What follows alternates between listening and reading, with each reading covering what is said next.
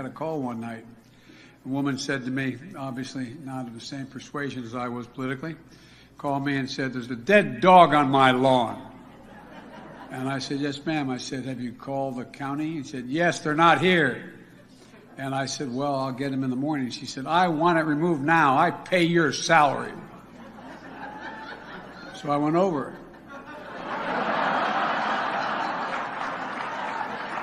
I picked it up.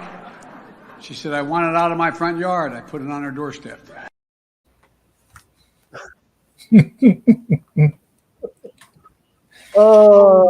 Well, my name is Ben Burgis. This is Given an Argument. We have, as always, our trusty producer, Jake, and our graphic designer, Andy. The voice we just heard was the President of the United States, Joe Biden, Diamond Joe. So I think it is all right. So that's some good Biden content. I don't think a lot needs to be said about that. But I do find the contrast interesting. There is a different guy that we could have right now. That if 2020, I don't know if anybody remembers 2020. Okay, yeah. Well, there was a election. It lasted for like 20 years, but if that had gone a little bit differently, we could have this guy as president.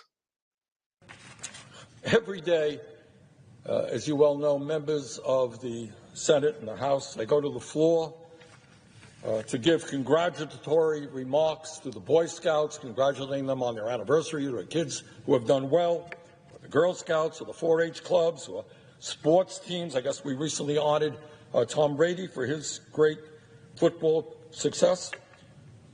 And that's what we do. Every day somebody's coming here congratulating somebody else, and that's fine. I do the same. In fact, we just congratulated some great Olympians from Vermont.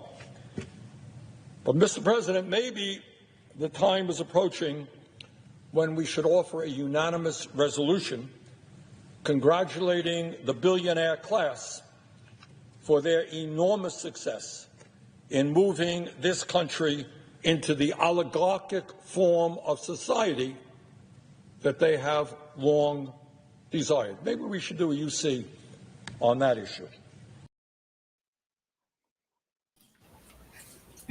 Yes. Let's. Yeah, you forget a politician can just be that awesome and make you want to fist pump because he's not on TV as much anymore, which is a bad thing. Yeah.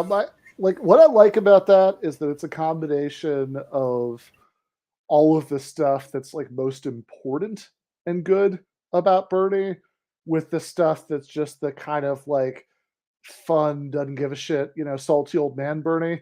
Like the, if you remember in 2020, like before the Iowa caucus, the New York Times did this thing where they interviewed all the candidates, all the Democrats to like see who they were going to endorse.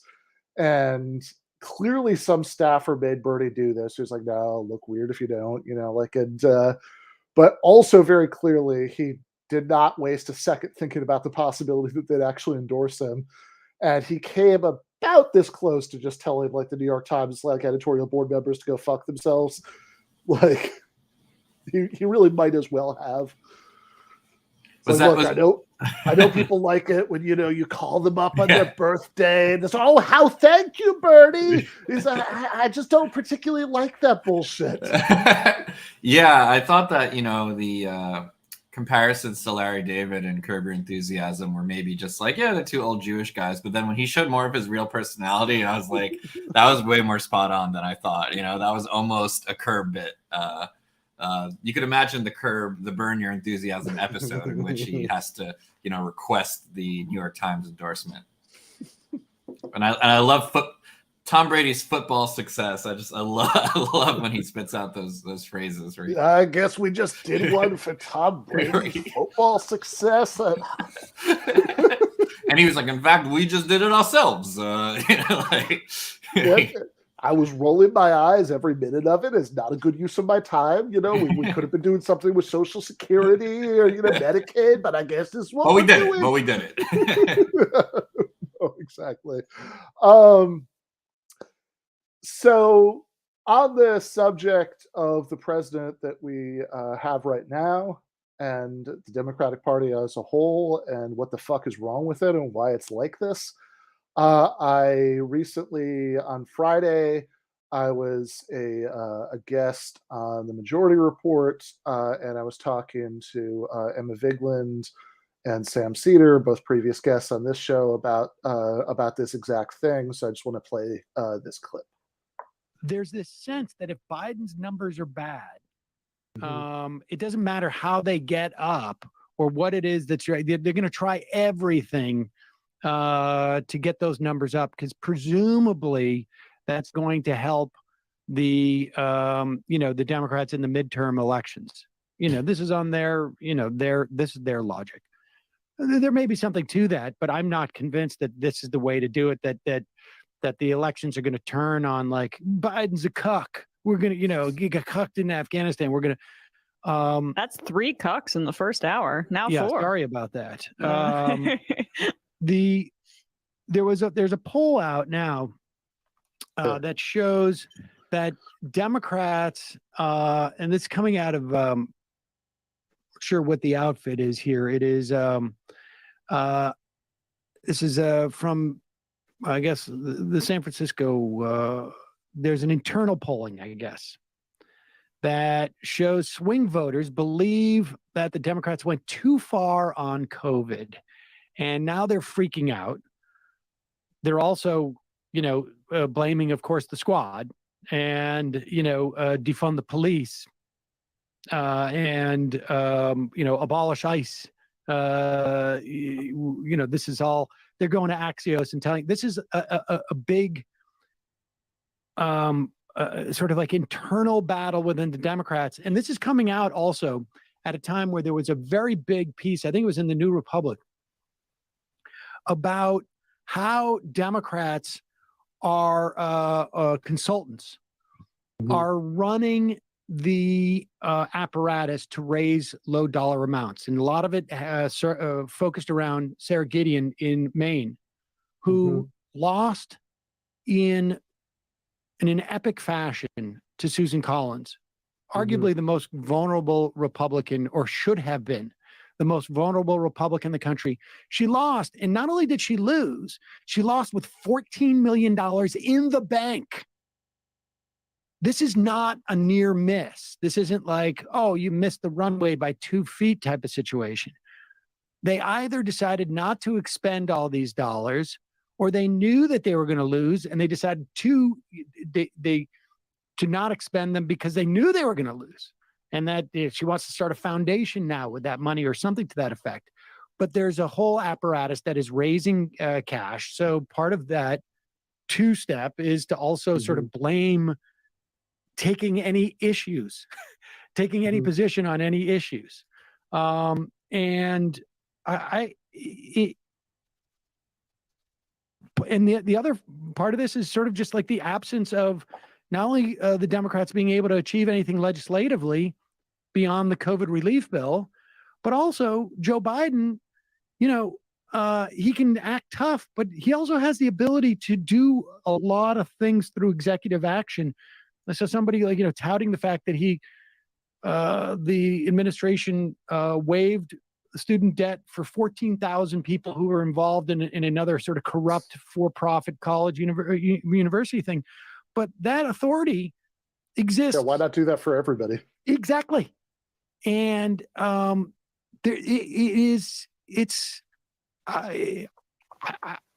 don't know. There's an eternal question as to whether it's just simply corruption on behalf of the Democrats, or also corruption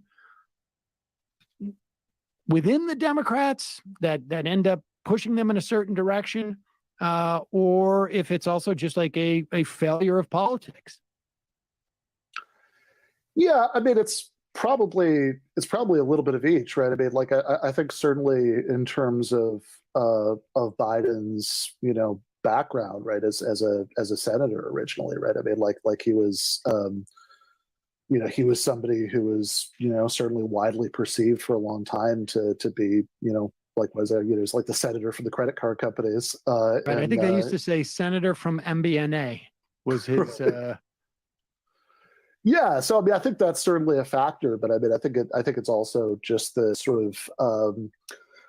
I mean, I also don't necessarily think it's all like, oh, I'm gonna get like a certain pile of campaign cash if I do X, Y, or Z or whatever. I mean, I think that there's a sincerely held worldview that like emerges out of like having had those politics for all of that time, and being aligned with those interests, and being aligned with that part of the Democratic Party. I mean, I don't doubt for a second that all of these people have things that they can tell themselves about why everything that they do is like good and responsible, and and it's good that like he's not he's not whatever creating moral hazard by forgiving millions and millions of people's student loans and all of this nonsense that that people always say. I mean, I'm sure that he believes that, and I mean, I think that probably the larger story there has to do with the ways that the Democratic Party as a whole has changed since like the 1970s, which is about like the decline and hence declining political power of organized labor, right? I mean, like that's a big thing, because I don't think you'd have the either the New Deal or the Great Society without that, and the party increasingly pivoting towards electorally towards like educated professionals away from from their traditional base, which has been very explicitly the strategy in a lot of recent elections. And even though Biden himself was kind of trying to reverse that with all the Joe from Scranton stuff, I think that was like a pretty, like, I think that was pretty skin deep.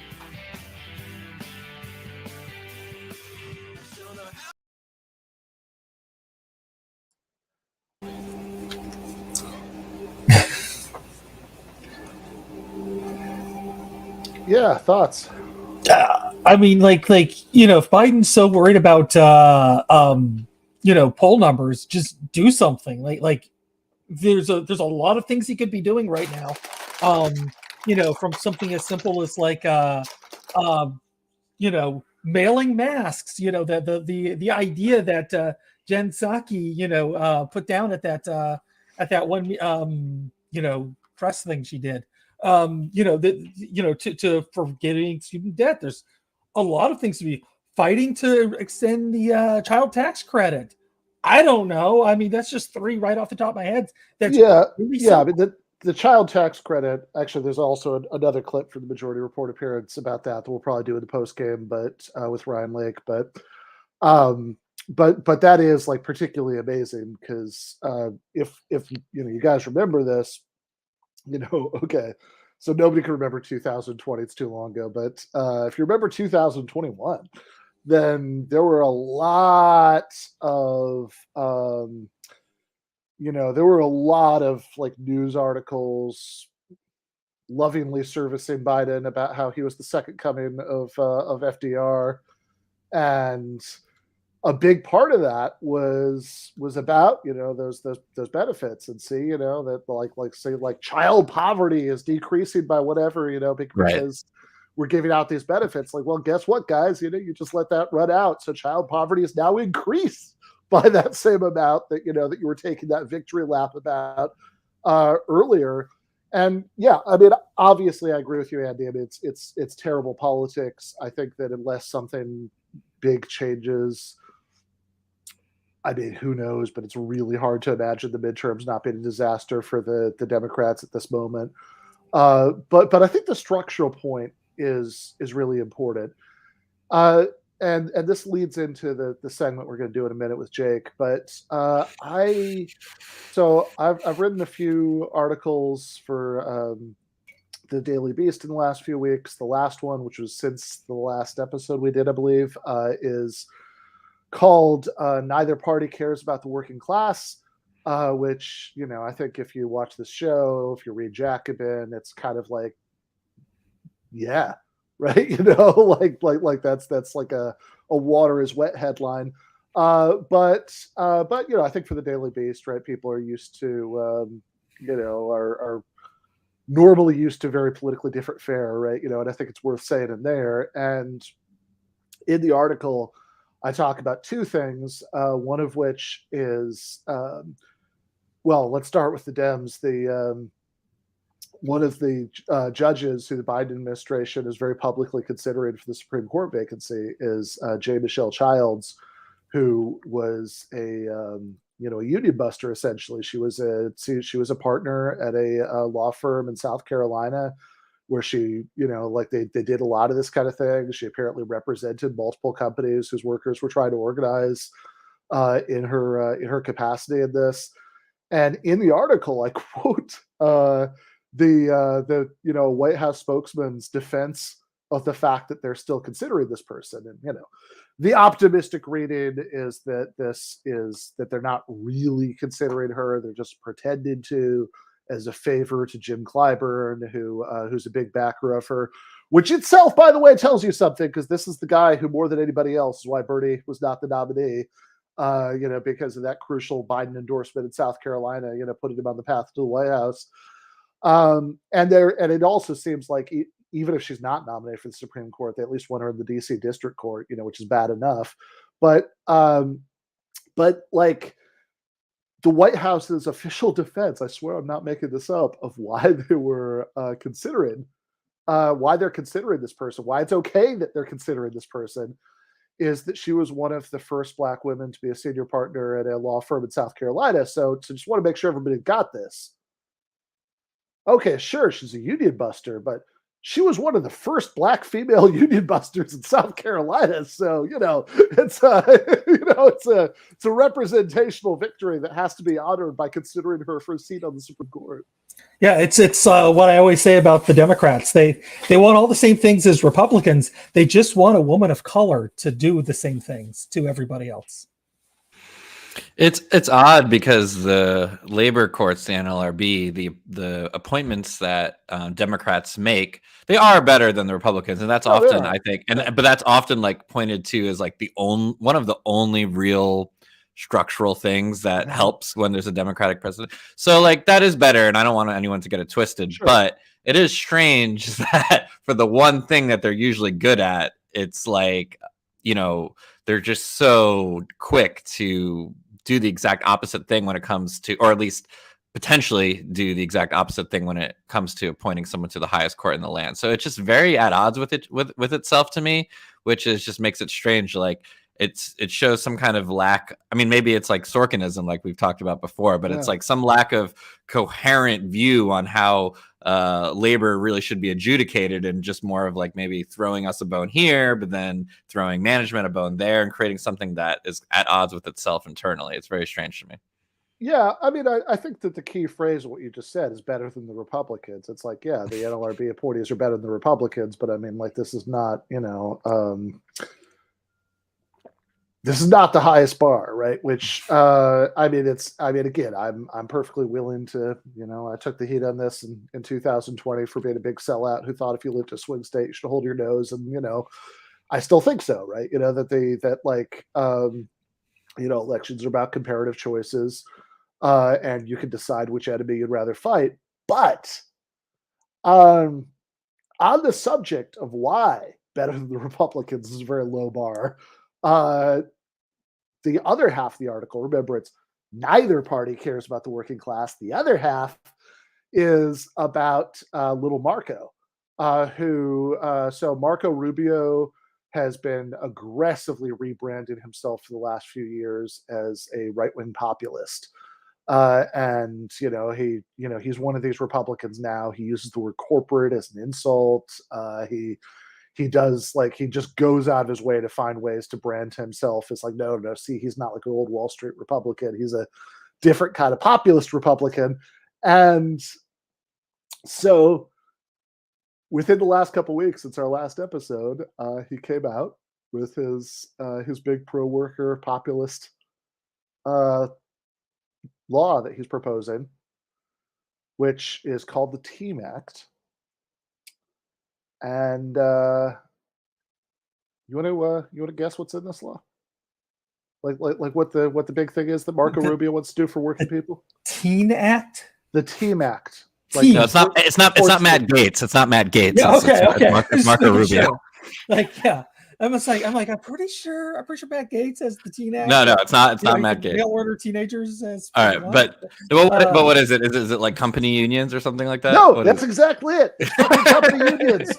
That's literally like it's like the first couple paragraphs are all like classic like right-wing populist like signaling. You know, it's like, oh, see, you know, the ordinary, working Joes, would don't want to be subject to, to woke tradings and whatever. They care about, their benefits and this, and that's like, okay, so the thing you're going to do for that is, and they say these, so it is it's to legalize company unions, essentially. It's that they, that we can have, as an alternative to, unions that are generally run by leftists. This is, you're going to have an opportunity to have a more collaborative. First of all, if you hate diversity trainings, do you think the fucking company union is going to cut down on diversity trainings? You're going to be in a 24/7 diversity training if you have a company union. And second of all, I'm getting heated. Second of all, for someone who supposedly hates China so much, he seems to really like their model of labor relations. I mean, it's like it's really insane. But yeah, I would.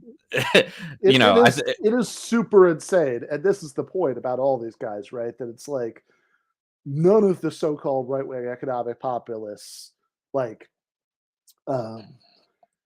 Steve Bannon, Josh Hawley, Trump, obviously, Rubio, like any of them, right? None of these guys, none of them support like making it easier to organize real unions. None of them support Medicare for all. None of them support, a $15 minimum wage even, right? Like at best, like the sort of outer edge of possibility, like supposedly if Bannon had gotten everything he wanted in the Trump White House, they would have like raised the top marginal tax rate to closer to what it was under the Clinton administration in the 90s and like use some of it on infrastructure. Like that's the outer edge of the economic vision. It's a bad joke.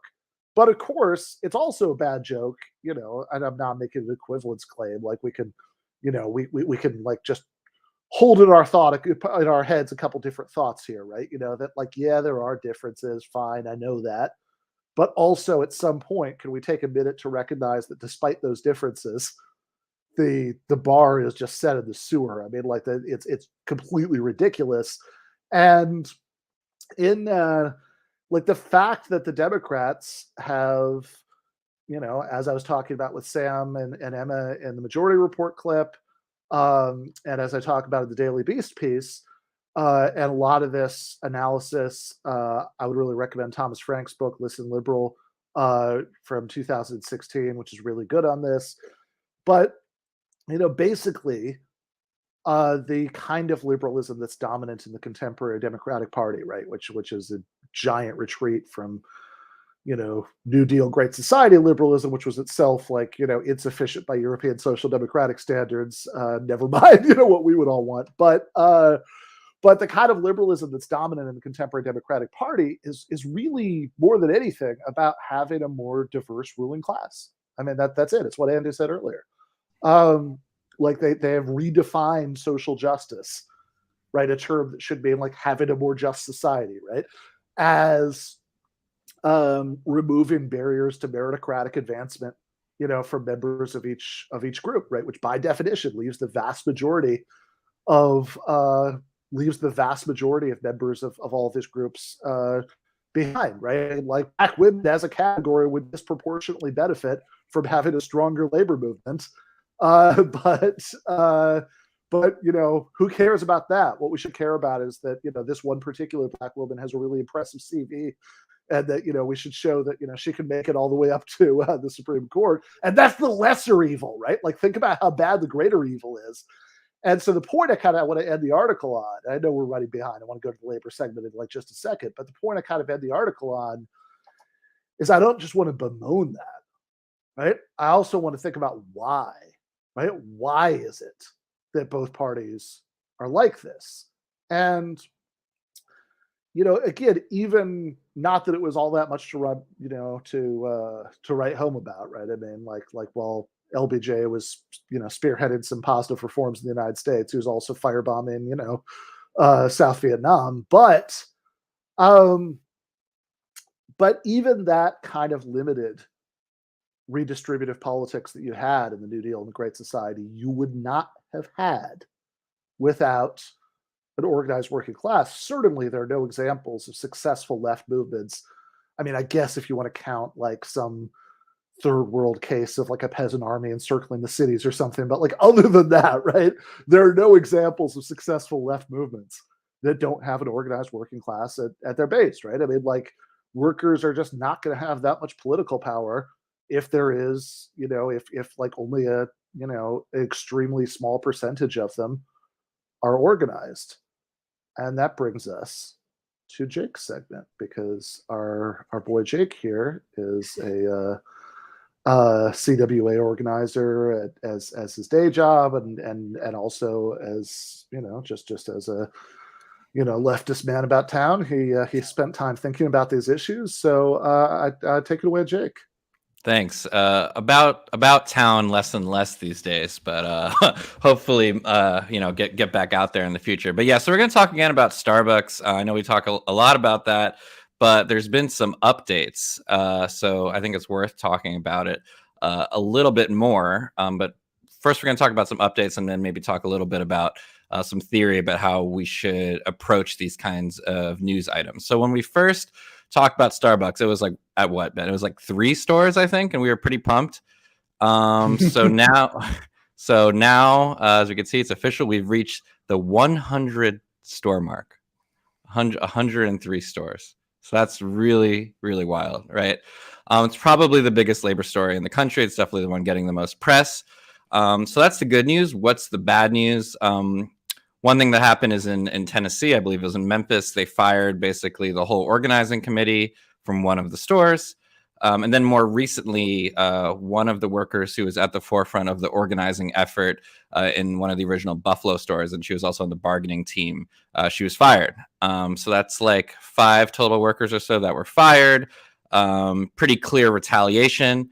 So as a union organizer, my perspective on that, I would say, I usually tell workers is that retaliation is possible but rare, right? And I think that still holds true for anyone who's thinking of organizing. As terrible and disgusting as it is, it still looks like it's about 5 workers in 100+ stores, right? So it's still pretty rare. They're more doing it to try to scare people. And what I would say is that it seems like they're getting pretty desperate, right? They don't normally do that if they don't think that they have to. Why is that? It's illegal. And what does it matter if it's illegal? Well, actually, workers do get their jobs back quite often. I don't know what the stats are on that, but I think that there's a pretty good chance that one or all of these workers will get their jobs back. I'm not 100% sure of the facts on the ground, but we also always tell workers that paradoxically, if you're scared, of joining the union or being public for the union, rather, that actually the more public you are, often the more protected you are, right? Because the worst thing you could do if J. Andy wanted to form a union at GTAA and he just whispered to Ben, like, hey, I think we need a union, but he didn't tell anybody else, and he didn't wear, and I was wearing the union button and Andy was, J. Andy wasn't, and then Ben wants to fire Andy for unionizing, then he doesn't really have a great case to say, Ben has a great case to fire him, because we're going to go on strike and all that kind of stuff. But he doesn't have a great case before the labor board to say that, hey, I was for the union, because he just whispered it to Ben. You know what I mean? So in this case, one of the workers that was fired was literally in a Washington Post article the other day. So it doesn't get much more public than that. So I think that there's a decent chance that they'll get their job back. But, they're desperate, right? 100+ stores, have organized. So Starbucks is getting desperate. So I think now more to like the theory part of it. One of my labor mentors at CWA, he said to me, like, in his opinion, every organizing effort comes down to 2 factors, hope versus fear, right? But then I think in terms of the overall left, I'd add one more thing to that equation, which is despair, right? Hope and fear and despair. And the left, it's not fear for us personally when we're sitting on the sidelines because we're not afraid of being fired. but we're worried about, we feel that despair of like, is this another thing that seems great, but it's not going to work, right? So how do we engage with these struggles? So I want to return back to the moment when 3 stores had filed. Jacobin Show, which our brother in arms, Cale, used to produce this show. Now he still produces Jacobin. One of my favorite shows, President Company Excluded. But they aired a segment about Starbucks when it had just been in like 3 stores with Jane McAlevey, who's quite honestly one of the best labor theorists on labor organizing in probably the world. Her book No Shortcuts is like a Bible for labor organizers. But let's look at this take, and then maybe we could discuss what to make of it. Was it overhyped? Yeah, probably. It's a simple story. It's like the media comment is, since you raised the word media here, the media commentary, I think, is we have this, persistent problem for probably ever, I can just say in my lifetime, which is that most reporters have never been a member of they've never worked outside of the work that they're doing, meaning that there's usually a very big class, and probably race and gender, right? But there's definitely a big class gap between reporters who make the decision about the headlines versus their experience on this planet before they became reporters. So that's one challenge.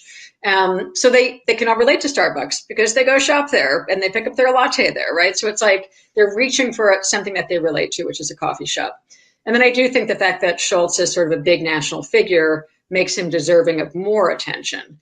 Now, the question is, what do I really think about it? I mean, I'd like to say I agree with you that the Teamster election is potentially a much more significant, and as a bridge or a segue between that and something that relates to the Starbucks question, I'm not going to leave it yet. But what also happened last week was 17,000 academic researchers at the University of California system, 17,000 versus like 25 in a coffee shop in Elmwood or something, threatened to strike to demand recognition and won their union in what I call the old-fashioned way, which was they were prepared to do a supermajority strike and walk off the job. So we got 17,000 academic workers in the University of California last week, and we got like 25, or I'm not looking at the actual number, I remember it, but. Right, so to be fair to her, and I'm not trying to do a dunk, but so she did say like thousands of workers here versus 3 stores with Starbucks, right? So that's not the case anymore, right? So yeah, how many stores are we up to?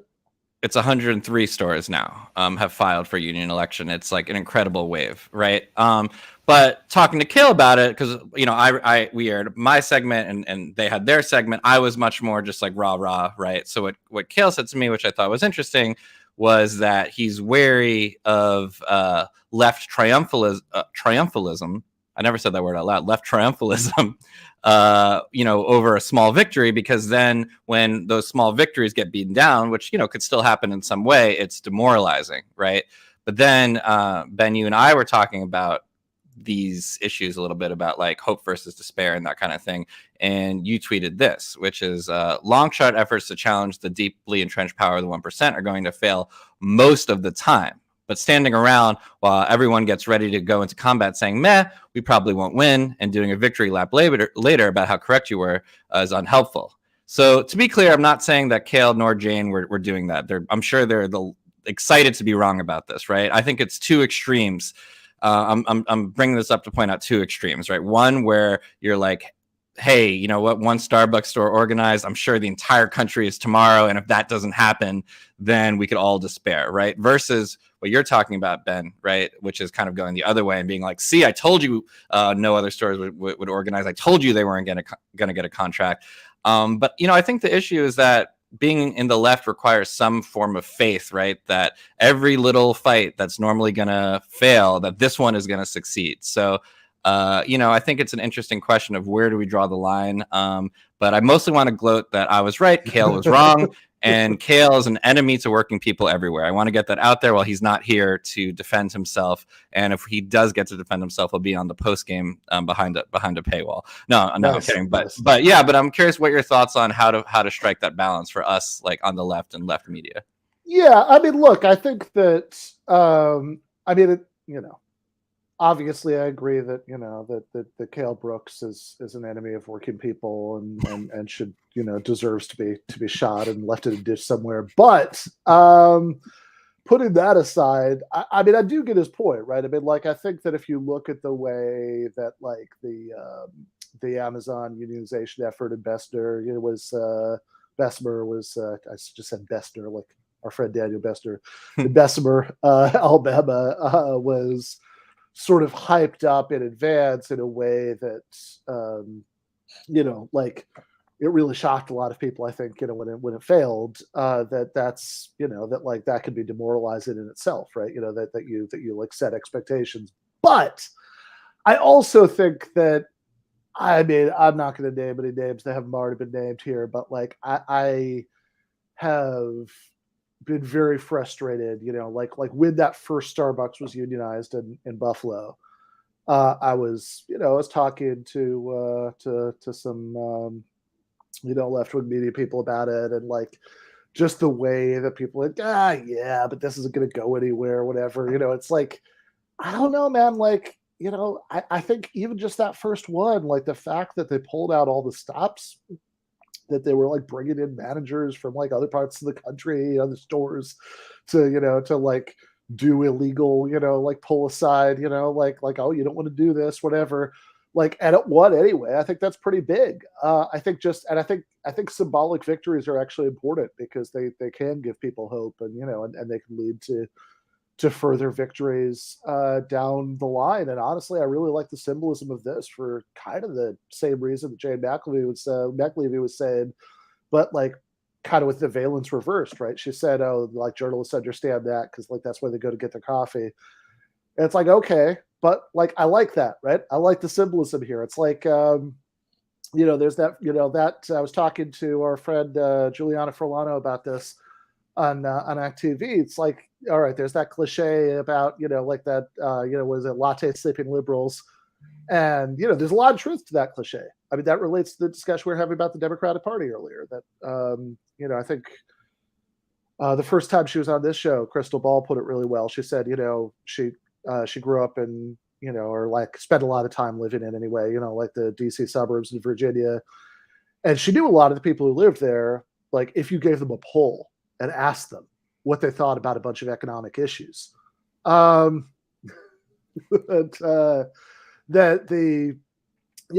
they would mostly probably give you, like these kinds of like suburban liberals in Virginia would like mostly give you the results that you want, right? It's like, oh yeah, everybody should have health care, should be a higher minimum wage. Yeah, sure, right? But the thing is, they're never going to prioritize it, right? That's never, ever going to be the priority, right? Like, these are also a lot of the same people who's like, oh, that's nice. Biden's going to put that, that black woman who broke those barriers on the Supreme Court, right? Like, so yeah, if the latte sipping liberals aren't going to fight for working people, the people who make their lattes have to fight for themselves. I don't hate that symbolism.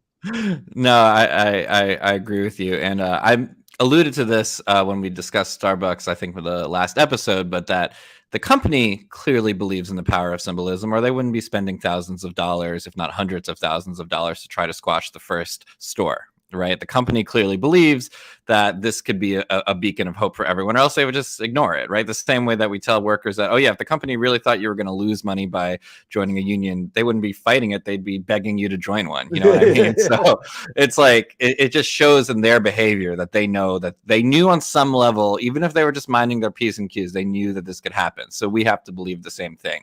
And I mean, just as a union organizer, I have to have a little bit of faith in things that probably aren't going to happen, but I have to sometimes just like put your head down and hope for the best, because like I've had small wins in my line of work where we get one store, and maybe this isn't so practical, but I've had people be like, hey, it's just one store out of what, hundreds and thousands, like what does it really matter, right? It's 8 workers. But I'm like, if you knew what those 8 workers had to fucking go through to get to win their union, like fighting against such a colossal establishment, then it would mean more to you, and I think that, but the symbolism of that clearly meant a lot to the hundreds and thousands of Starbucks workers that are organizing now. And the last thing I would say is that, I agree with Jane 100%, though, that like other labor stories do should get more attention. Like the Teamsters election. I think she was talking about educators that are going on strike. These are all huge. So I don't think that like that entire video is full of wrong opinions or something like that. But just the point is that she was probably right in that most likely that this was not going to really pop off and not work out. But sometimes, being an idiot like me and just kind of getting excited about something, sometimes that pans out, and hope wins over despair, Jay Andy, to put a bow on it. So that's it. Andy, you have any thoughts? Mostly that, hope get that bear's ass. All right, nice.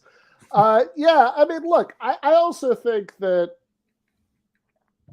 even just on a media level, the fact that, sure, a lot of journalists, that this is something that's going to be on their radar, or there are a lot of, like whatever, like that's, it's a very visible thing.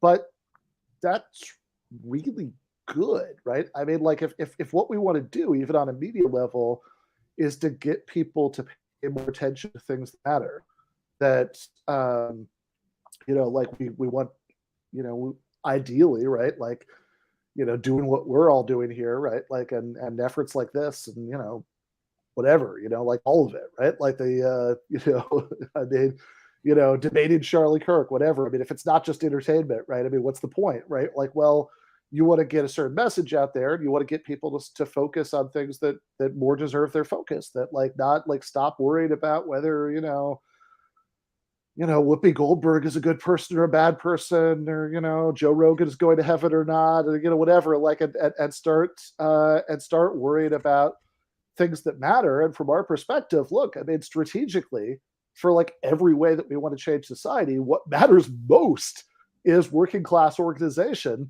And so if you have a visible story about, workers in a surprising, interesting, unexpected way in a industry that everybody assumed was unorganizable, right?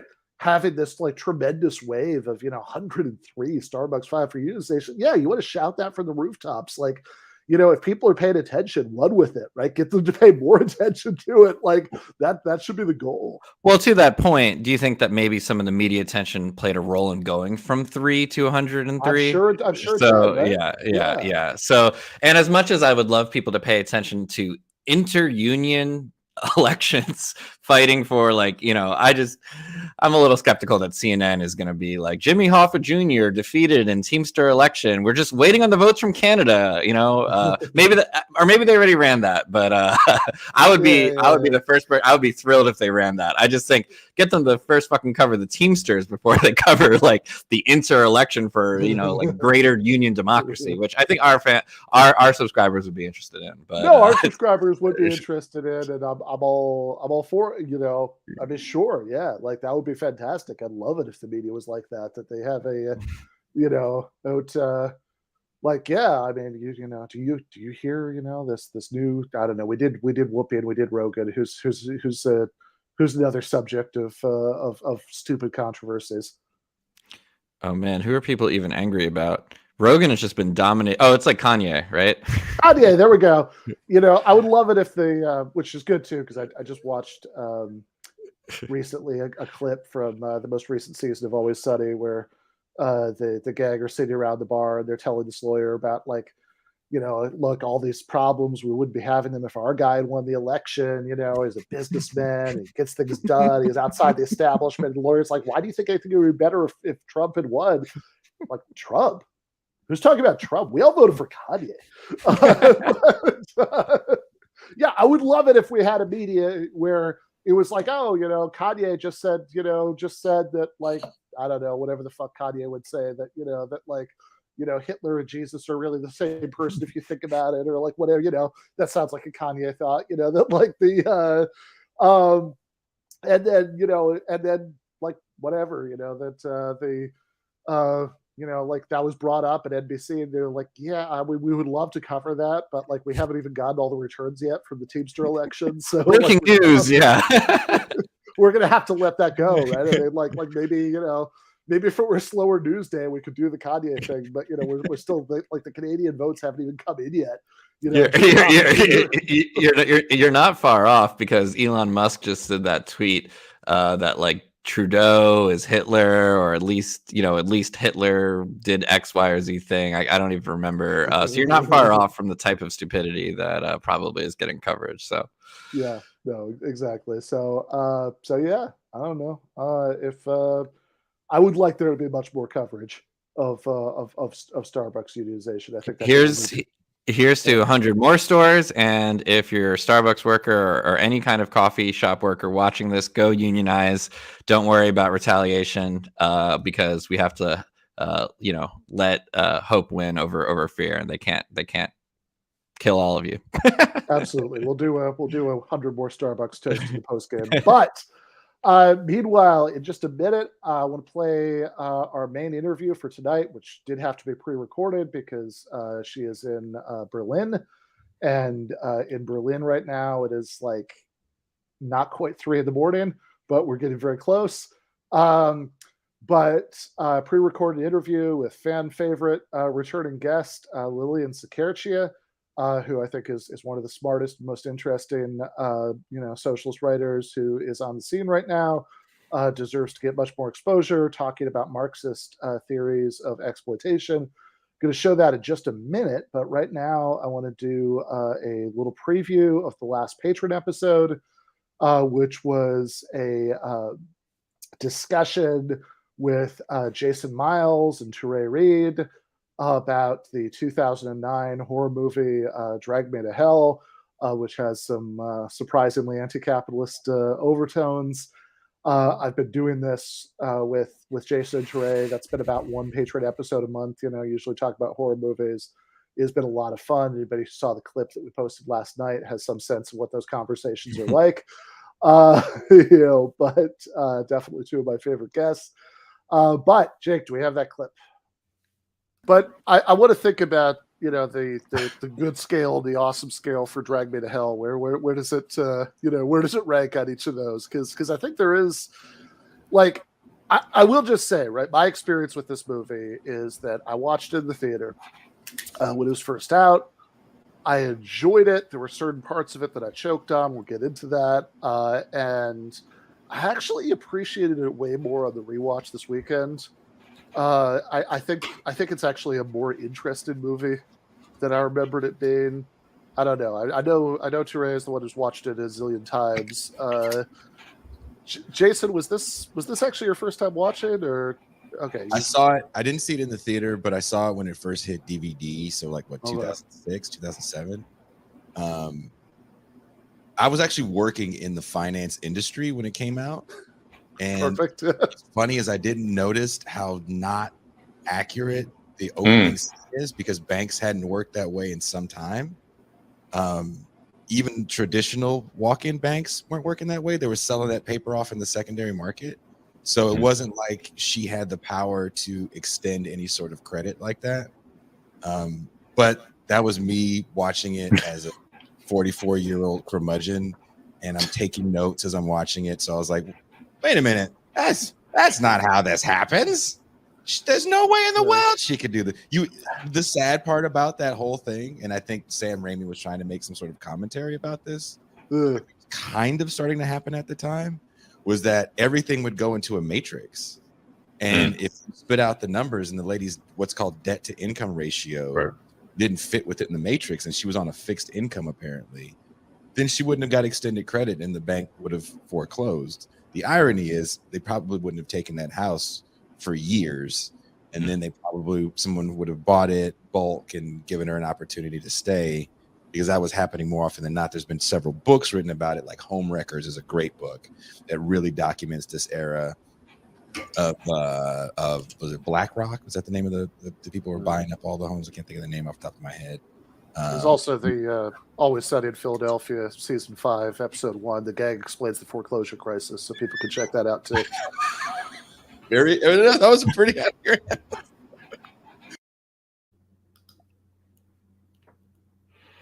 Yeah, I'll stand by that. That was a good episode.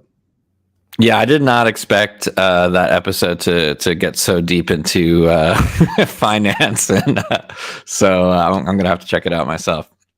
Yeah, I like, by the way, that just did not think about this until just now, but that in both of the in both of the previously recorded clips of me that we've played tonight, I'm wearing a Bernie shirt, but it's different Bernie shirts.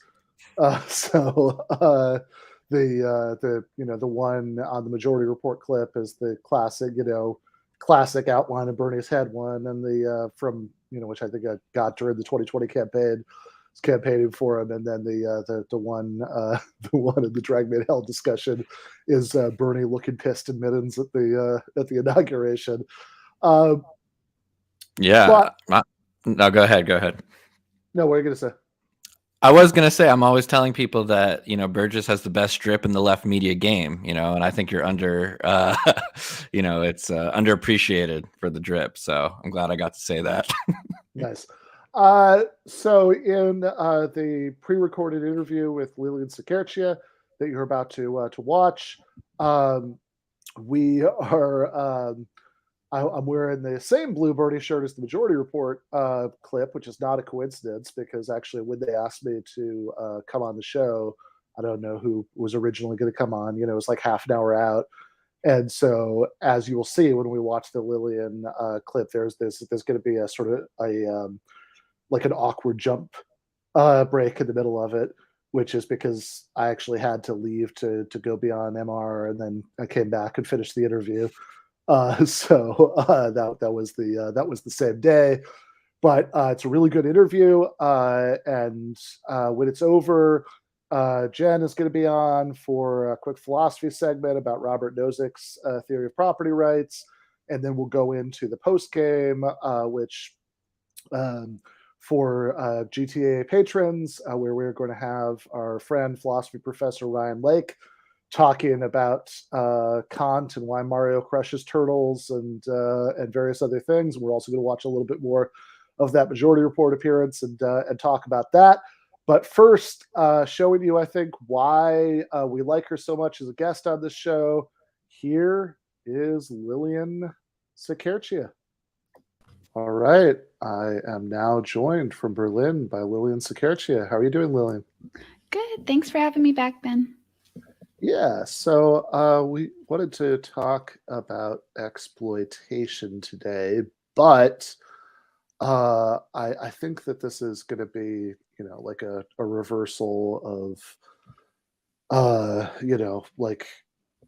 Pink Floyd, of course, tells us that you if you don't eat your meat, you can't have your pudding. But I think in this case, we'll do the pudding first because I saw this clip that I really want to hear your thoughts on, because the last time I think I talked to you, your podcast, What's Left of Philosophy, was doing a stream where we were, among other things, talking about friend of the show James Lindsay, and in that stream, and since that stream, he's had some more thoughts, and and this one, like I just had to get your commentary on his thoughts in this particular case. So let's just do this clip.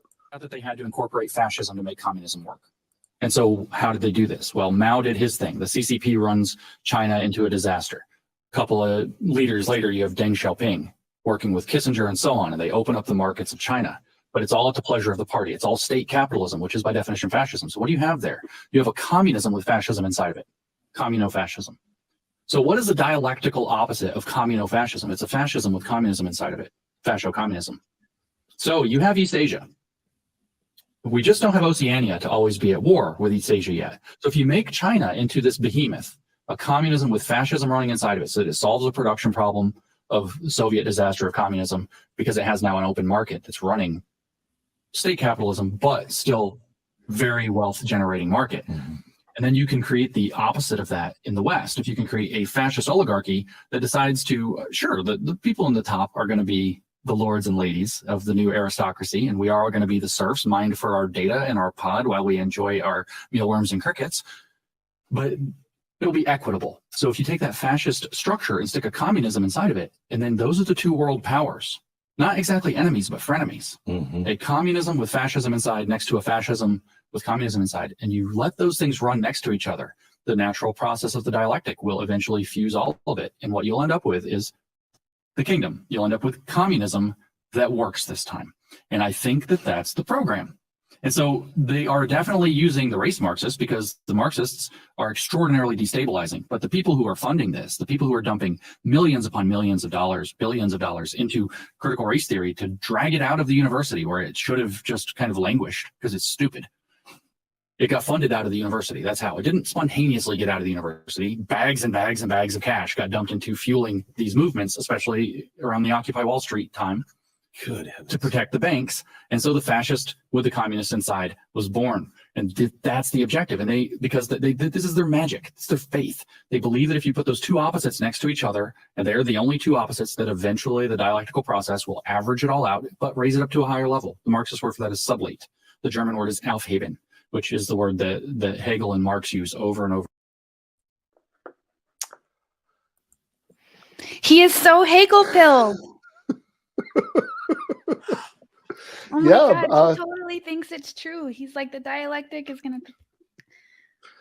Yeah, communism with fascism inside of it is the natural dialectical opposite of fascism with communism inside of it, but the natural process of the dialectic is gonna merge them together. I think I got that right. Yeah. That's what the Soviet Union was thinking when they lost 26 million people in a war to the fascist invaders, as all of the Soviet monuments in Berlin say. Glory to the warriors against the fascist invaders of the glorious Soviet Union. That's pretty wild. What do you think about that? What thoughts did that make you have? Mostly that James Lindsay should spend fewer hours a day on Twitter. Like, I just don't think this could possibly be good for him. He's gone mad. Yeah, I actually, so I was listening a little while ago to a episode of, she was a episode of Joe Rogan. There's like a moment in it where there were like, Joe wants to quote from something Lindsay said. And I think he wanted to find the tweet because he was going to agree with it. But like he asked his producer to find it. Hey Jamie, can you pull that up? And then like Jamie comes on, he's like, I can't find it, man. That he's tweeted 30 times in the last hour alone. And so in this totally unplanned way, because like everybody was just about to agree with James Lindsay about whatever it was, everybody just sits there and like, wait, 30 times in the last time? That's not normal. What's wrong with him? I feel like he's truly driven himself to the breaking point. Like he talks so fast. Like he clearly thinks that like no one can keep up with him, but like it's really unintelligible. Like I honestly, Ben, I feel like I'm about to like disappointing you because I truly don't, I and he might be right. Like I am not following really. So like, I'm not quite sure what to say that's constructive about that set of statements, except for that it is indeed my plan to have fascism with communism inside of it in the West. Yeah, fascio-communism. That's the goal. Yeah, I believe I remember that from The Simpsons, the commie Nazis from the Rainier Wolfcastle movie. But yeah, it's very strange. I mean, he's an odd guy. I will. The thing that so he just put out this book, Race Marxism, which is a good, it's a good combination of words too, because like that sounds like, I think people could like fill in what that sounds like. But but this is like apparently like a crazily popular book. Like people must be like buying this like mad because I looked the other day and it was like the number one. It was like the number 100 book on like all of Amazon at that point, so Race Marxism is really selling. But it's like kind of painful for it. I'm a little getting... No, it's not good. But I guess one thing that does occur to me is that I am really curious about what James Lindsay thinks that Marxism is. Yeah. And I think this is going to be a very awkward transition, what we're going to talk about. And to be honest, I only played that clip because I thought it was funny. But it is funny. It's also like when you told me how many people are buying that book, it got a little more. That's just sad. It took kind of a distressing turn. Yeah, fair enough. I would love to just be like, this is like my normal reaction to this kind of stuff is like, what must it be like to like be in his mind? Like that's a wild set of associations, and he's really people like are bamboozled by it. It's like he has so much to say, he can't even get it out quickly enough. He feels like he's really found the secret, and Godspeed. But like I am sad people are buying his book. Yeah, I mean, I guess the good news is that at least based on the screenshots I've seen, I'm guessing most people aren't getting through it, because that is not like that's not. It does not look like a page turner to me. I'll it's not a mind that's going to lend itself to readable prose. Let's put it that way. Yeah, that seems right to me. But so I guess Lindsay seems like this weird escalation of the like Jordan Peterson thesis from 2019, which was Marxism equals postmodernism equals blue-haired college kids who yell at me about pronouns. Like as far as I can tell, that's Peterson's view, and like Lindsay is the same thing, but just sort of like it's like this weird, much more coked up version that includes a lot more, equals. He's on drugs. That's what is going on. What else could it be? And it seems like if you're trying to see, okay, what's going, like, how does like Jordan Peterson, even much less James Lindsay, like what does he think Marxism is? And as far as I can tell, this is going to sound like a caricature, and maybe I'm being uncharitable here, but it really seems like they just think that like Marxism is the claim that some people are oppressed by other people, and it would be better if society were different. Yeah, I mean, he seems to think that. I mean, I think that's true, but also he seems to think that the point of Marxism is to like to control your unconscious and like brainwash you and like reprogram you. Like that seems to be his. It's like a mind control kind of thing. Yeah, I mean, that's what I gather from like, because they think of like postmodernism as the breakdown of reason, the psyche. It's kind of like they think that what Marxism is doing like electric shock therapy to the population. Like we're just gonna totally like that's what we're gonna do a cultural revolution on you, and we're gonna rewire your brain, and we're gonna brainwash you. Because we just want things to be different we just want that. Like, there's no reason to that. We just want that. And that's the thing that like I get from a lot of conservatives, when the few that I talk to in my life, it's like, they think people are out to control them. And they, for the love of God, cannot explain to you why anyone wants to control them. Like, literally like sometimes they'll have some insights into like corruption or hypocrisy in the mainstream media and elites, and even capital, like there is such a thing to the right, like at this point, bad corporations, the globalists and so on. But like when you ask them, like, why do you think that these people want to hurt you? Like what do you think? They just want to control you. And that's the answer. And it's like that. They get so much mileage out of that, like the idea that there are just people who want to control and exert power for power's own sake, that it just like seems like it just allows them to try to fit these kind of conspiratorial views to that end. And that's like just the opposite of what Marxism is. Like we're trying to figure out why people want to have power over other people, and they're pretty distinctly different reasons. Yeah.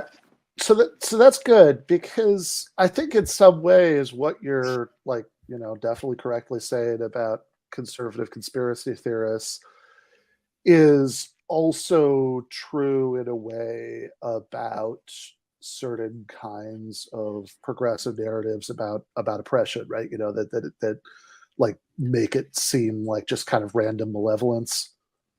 Yeah, totally. I mean, like, people just think like people are out to hurt minorities for any kind of reason, or women. They just want to control women. Like, that's a big thing that has, in like feminist circles, it's like the Republicans want to push women back into the home.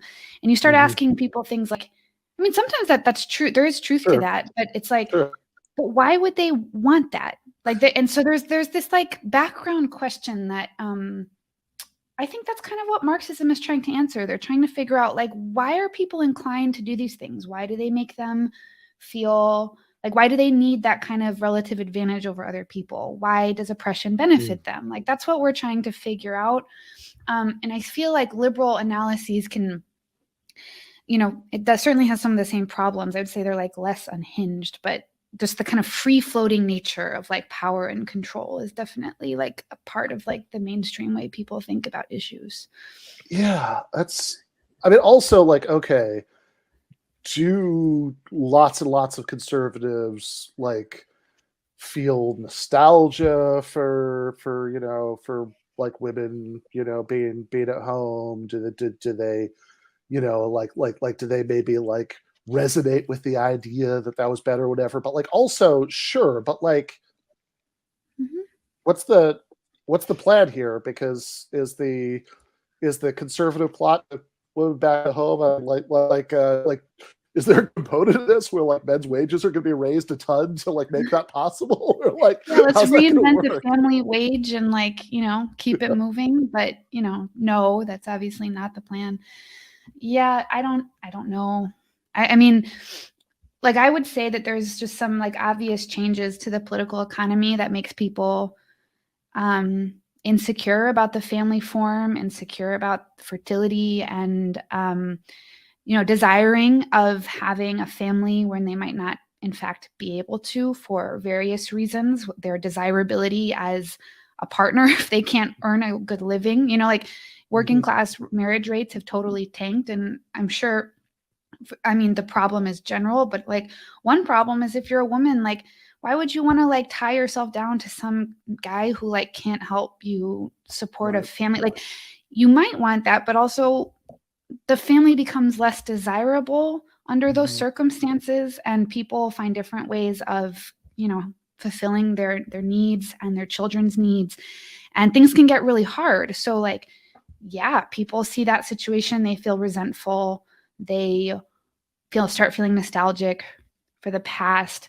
But like, the difference between what I'm saying and like what conservatives are saying is like, first of all, I don't find the past intrinsically desirable, but I'm able to say that there is a reason that it looked different from today, and there's a reason why today is actually bad, and not just validate the liberal narrative that's like, shame on you for wishing things were different, and I'm not going to tell you how things could be better because things already are better. Women have made progress and you're just mad at that, And so I think they're kind of two sides, not in the conspiratorial sense, but like the mainstream right and the mainstream liberals are kind of two sides of the same coin when it comes to how they think about the past and the future.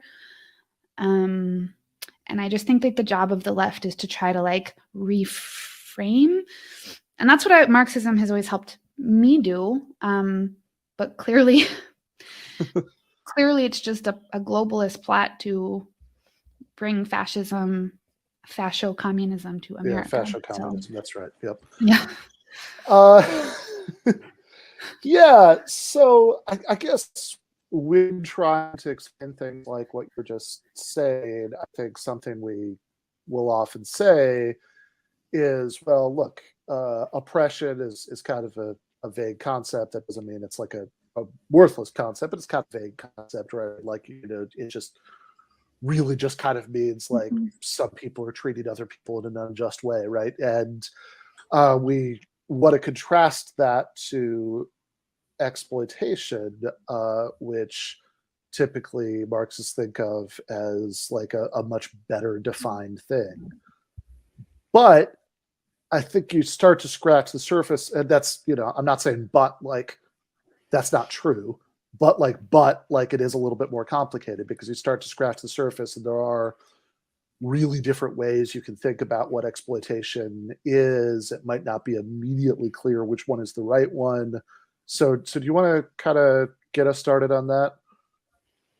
Some of the different ways people think about exploitation or its relationship to oppression. Start with exploitation, right? Yeah, let's start with exploitation. So like there's a different conceptual ways of thinking about it, and then there are some moral harms. Like there's different okay, let's put it this way. There's different ways to think about what exploitation is, like in a social scientific sense. Like what does that concept describe? And then there's different wrongs, like harms or injustices you can attribute to it. And like philosophers debate about all of this. So it's not an easy thing to assess. But I would say that like in its classical sense, what exploitation is referring to is the phenomena in which somebody works and produces a social surplus, or is a part of producing a surplus for the society. And then someone else takes that surplus and has control over what to do with it. And this is true, so Marxists argue, in all class societies. Like slaves produce a surplus for the landowners that they are owned by. Peasants produce a surplus that is partly for their own subsistence, and then they pay taxes and sell the surplus to the lord, to the landowner. And likewise, under capitalism, you work for a wage and you get something back for your own subsistence, whatever you need to buy. The level hopefully it's at the basic level, which you can buy your necessities also, although that's not necessarily the case. And then you work extra because you don't get like everything back from what you work. Otherwise, you wouldn't be hired and the boss wouldn't make any money. So they take the extra and in aggregate from all the workers, and then they reinvest it. And that's called exploitation because it's in the simplest possible way, it's somebody using the surplus of your labor to ends that are not yours. And then the reasons this could be wrong are like either they're stealing from you, like that's I think one dominant way of thinking about it in the Marxist tradition. Like they're just taking what's yours and you are entitled to the fruits of your own labor. Other people frame it as lack of reciprocity, like the moral harm is more kind of basic and fundamental, like it's distinct, it's unfair because it's taking either lack of reciprocity between moral equals or taking advantage of the vulnerable. That's the intuition that makes us think it's wrong. Or I think that's kind of like the range of problems. Or maybe like a third one, which might be this. I don't know. I'm actually not quite sure how it relates to the second, but like a third one is that it's unfreedom. It's a kind of it's like the sort of extra, like if you're working a certain number of days in effect, you're starting working a certain number of hours in effect to support yourself, and then like you're working extra hours to support the boss, and that like you don't, and so like that the extra hours are sort of a forced labor. So I think very roughly that might be a third option. But I guess I do just want to say, like, one way that you could start complicating the like stealing way of thinking about what the moral harm is, and I don't think this is like a unanswerable objection or anything like that, but I mean I think it is. I think it's like maybe like a more serious objection than just like all the sort of things that people who just like dismiss say that stealing would say, would be, well, hold on, right? Like, what's the underlying theory of who's entitled to what here, right? Because it can't be that, or it better not be that everybody is entitled to every single bit of the value of what they produce. Because if that were it, then that's like pretty brutally inegalitarian in ways that like Marx certainly realizes. He says, if you read the first chapter of the Critique of the Gotham Program, where he's responding to the Lassalleans saying that workers should get the full value of their labor, Marx has a lot of like pretty obvious, egalitarianish objections to that. He says, well, hold on. What about people who can't work? What about like schools and hospitals and, common needs like that? What about even just like repairing the, factory equipment and, building new ones? So I mean, certainly if the claim is that like anything that's not just sort of directly returning value that's produced in the form of like what's available for consumption for the people who produced it is stealing, then that seems like it's going to be not all the same ways, certainly, but that seems like that's going to be objectionable in some of the same ways that like, libertarian theories of absolute property rights are going to be objectionable. Mm-hmm. And like also it just doesn't mesh well with our moral intuitions about like the value of labor. I mean, like it might make sense in terms of the value of labor in some more economics way, but our intuitions about value, like it wouldn't change those. So like higher productivity jobs would, in capital intensive firms would like have a high level of remuneration, and then like low productivity jobs, that are labor intensive, like, I don't know, care workers or whatever, they would get much lower remuneration. And like, part of our critiques are like, you're not, that's unjust, like caring for the elderly and the sick and people's children are like very important jobs, and are very hard work. And we probably would find it objectionable that they would be more poorly remunerated in that sense, because they produce less of perhaps, there's a debate about whether, care work is productive labor, but just say it is, it's high labor intensity, which means it's less productive than other kinds. And that's like not just, so that's probably not the metrics that we want to use.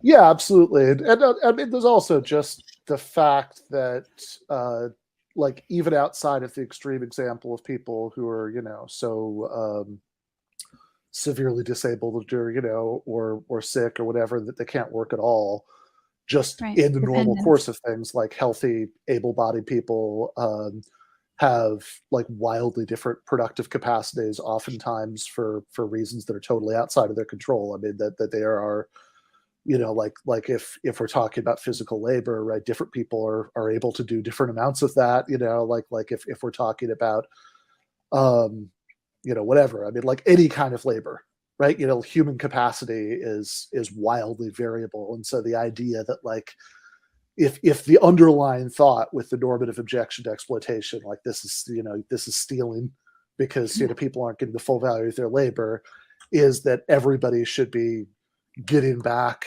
proportional to what they put in, then it just seems like if you, for various reasons, right, if you're not able to, work as hard or as long, or, you have all sorts of reasons why, you just might not be able to work at all for certain stretches of your life or whatever, that you therefore aren't entitled to as much or maybe any, consumption. That seems like that would be a really weird position for a socialist to hold. A very weird position, and like undermines the rationale of most of what the welfare state was built on. I mean, that's the most of like the reforms that people think the most highly of are the ones that to which we all contribute to pay for people who cannot work or who are dependents, the elderly and so on. So yeah, totally. I think that's the main problem, but there is still an intuition there. Sure. You work hard and you don't get anything from I think that, well, like the technical side of it is probably not like the basis for a normative argument. I think there's a normative intuition that is important, like that kind of, maybe it's lack of reciprocity, maybe it's vulnerability, maybe it's the inability to live in maybe the problem is self-determination, like you don't have any say over how these people use the surplus that you create. So whatever it is, I do think there's an important moral intuition that exploitation is probably necessary to any kind of critique of capitalism as a system, even if it's not, that particular version of it. Yeah, and also, I mean, I guess to maybe narrow in some of what you're saying, it does seem like, okay, so all of these things that, all the points that we're just making, which are again more or less the points that Marx makes in Critique of the Gotha Program, which is interesting if only because that is evidence that that's not what he means by exploitation.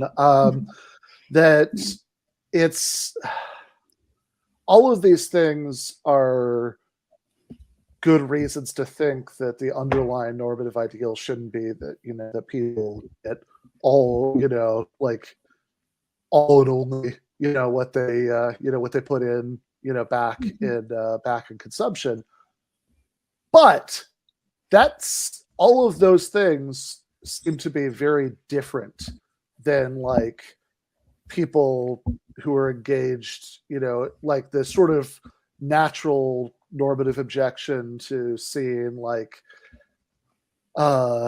Amazon having warehouses, people doing, literally backbreaking labor, the physical injury rates are crazily high, and a massive portion of the value of their services being funneled into like Jeff Bezos literally buying a spaceship, for example, right? That seems like really different for cases about disability, dependence, and all of those things.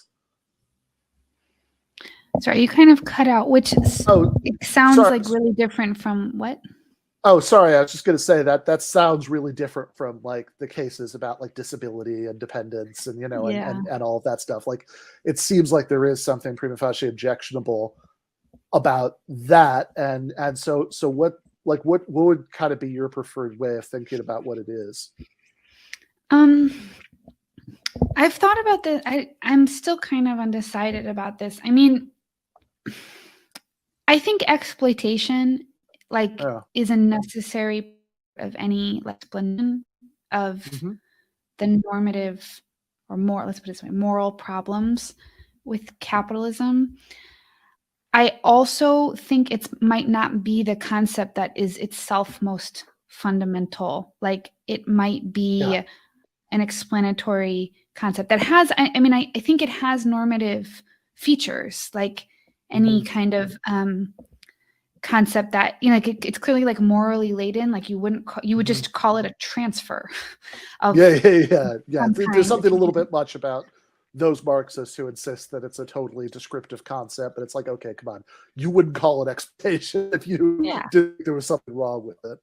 Yeah, because you're like talking, like the spaceship thing is just, that's a moral, the reason you would say, that's an instance of exploitation is because you have a moral intuition that there's something unjust about that transfer. So I think it is like a moral concept, but it also is explanatory. Like, I think it's more than a moral concept. It explains the process of the transfer. Like, we're describing social relationships of a certain kind.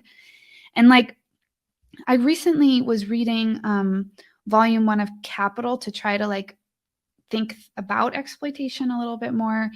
And I realized that I think it's chapter 9 when Marx starts to talk. Makes me happy every time I hear it. I was recently reading volume 1 of Capital. Yeah. Because I just wanted to know, like, I'm not someone who does interpretive stuff with Marx. I try not to. It seems overwhelming to me. There's arguments about Marx, some I like more and better, that are probably just more in coincidence with my own views. But I'm not like a philosopher who like does that kind of work. So I don't tend to like make interpretive claims, but I was just wondering, like, when does Marx bring up exploitation in Capital? Like, in what order in the book? And like, when does it appear for the first time? And what's the structure of the argument? And what I think I have discerned, and I say this trepidatiously for your audience, is that he brings up exploitation, I believe, for the first time in chapter 9. It's about the production of surplus value. He's trying to talk about how that is. And then at the beginning of the chapter, he always gives you, at the beginning of every section of Capital, he always gives you how things appear to begin with. So like in the beginning of Capital, he talks about how commodities appear. In the middle of Capital, he's talking about how exploitation first appears. And the first form of the appearance seems to be that transfer. Like, he's already shown you that surplus labor comes from the labor process, the valorization process of the creation of surplus value. But then he wants to know like how and why it augments, like how it gets bigger. And I just noticed that like exploitation arrives in the argument there and not before. And so I was asking myself why. And I was looking at David Harvey's Companion to Capital, which I think is really nice. And he says that like every part of the argument is like Marx tells you that the way things appear, and then by the end of the section, he tells you about the preconditions for the way it appears. So you learn about the commodity, and then by the end of it, you learn why the commodity appears to you as to be a relation between things, and why it obscures the labor process. And then you go in to talk about the labor process. And then by the time you're talking about exploitation, he's building an argument so that he can later start to talk about the laws of motion of competition, the relative surplus value, and so on. And then by the end of it, you get to the stage where you're finally talking about class conflict. So Marx sets up this argument where like every part of the book is establishing the preconditions for you to understand why things appear in the way that they do. And for exploitation, it's like, I think exploitation is important in an explanatory sense, and it is moral, but there's something behind there, which are the social relationships that create the conditions under which exploitation takes place. So it's like, these are the qualitative, it's like there are relationships and conflicts that facilitate the process of exploitation through which the surplus is generated. And Marx, I think, thinks those are not good, and that they actually explain exploitation. So like, I think about that as domination, like that the domination factor is the qualitative nature of the social relationships that allow one person to have control and the ability to appropriate the surplus of another, that allow them to exploit. And that can be, exploitation can be like morally wrong for independent reasons, but that's consistent with saying that it's a part of a structure of domination. So like, and this, I'll shut up after this, but like, the reason I started thinking about it like that is because I've read a lot of papers philosophically, like just philosophical papers that I know you've also read on exploitation. And I start thinking to myself, like, what is distinct about exploitation in the Marxian sense? Like, is it just immoral because it's lack of reciprocity, or it's not fair? There's lots of things that are unfair. Like this isn't, it's not explaining it's not indicating the thing that's wrong with this social system specifically, which is what Marx was interested in. He might have been opposed to many different kinds of exploitation, but he was interested in this one. So I just think that there's like a bigger concept that helps you get exploitation off the ground, that is like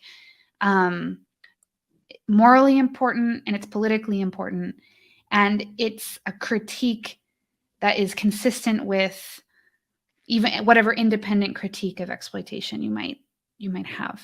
I don't know if that makes sense. No, that makes a lot of sense to me. I think that the idea that it's both descriptively and normatively that the key point is about class domination seems exactly right, because I mean, okay, because you want this to be like descriptively important to a description of how capitalism works, right? Which is certainly like part of the phenomenon to be explained, is like, how is it that the, you know, like distribution of wealth that's typical of capitalism like comes into being, right? How does that relate to like structural features of capitalism as a way of organizing production? And I think it also neatly explains what's normatively wrong with it, right? I mean, the problem with the problem with like Jeff Bezos having all of this money isn't that it's the result of a sort of it's a result of a de facto transfer from the Amazon workforce to somebody other than the Amazon workforce. That's fine, right? We want there to be in a world where whatever at the capitalism had come to an end, and I don't know, Jeff Bezos had been guillotined or whatever, right? There would be, whatever we're calling our book warehouse system, would still, the activities of people who did it, right, would still generate value that would be transferred to other things, right? I mean, we would have healthcare and et cetera, right? So it's not that it's a transfer; it's that it's a transfer that is a result not of any sort of like anything that has like a reasonable justification to it, like, oh, people need this money for X, Y, and Z, or it's reasonable to give people this money because they to give them an incentive to do this or that, or to compensate them for doing this or that, or whatever. It's a transfer that's purely a result of domination. Yeah, I mean, I think that actually what I want to say relates back to what we said at the beginning when we were, or maybe, I don't know, the beginning, some minutes ago, when we were talking about what Marxism is supposed to be able to tell you about the world, and that this is different from conservative and liberal variants that just see control as kind of its own modus operandi, like the raison d'etre of power is just to be, we just want to control other people. We're just some people are just trying to oppress others. Like, I think that the domination point gets at, like, there are systemic imperatives and interests at stake here, and that is why the exploitation is happening. It's so, like, the meta framework is like you're trying to explain what is wrong with exploitation, and what's wrong with it is that it's happening under conditions of domination, and the domination is happening because people need to exploit in order to achieve X, Y, and Z, like, and in this case, profit, or the right rate of profit. And like, to me, if you don't, like, I'm never satisfied with arguments that, like, don't walk me those few steps backward. Otherwise we're just talking about, like, free floating conflict. But, like, there are reasons why people pursue the ends that they pursue. Sometimes they are more or less known to them, but I think capitalists know what they're doing pretty well. And yeah, I don't think it's a mystery. I think Jeff Bezos understands that, like, that increasing the amount of of wealth that he has is a goal of and then his. He just gets a little extra for a spaceship or whatever. Right, exactly. Yeah. But yeah, I think that's a really important point, right? It's like that line I always think of as the Barber Fields about people who talk about the slavery, slavery as if its primary purpose was to produce white supremacy rather than to produce cotton, sugar, and tobacco. And yeah, I mean, people do things for, like, because they have well-defined, material goals for doing it. And if you're interested in, if you're interested in dismantling, normatively objectionable systems, it's incredibly useful to understand that, because that's going to tell you, how they work, and one hopes give you some kind of insight into, like, what the levers are for doing something about it. So I think that's really well said. All right, so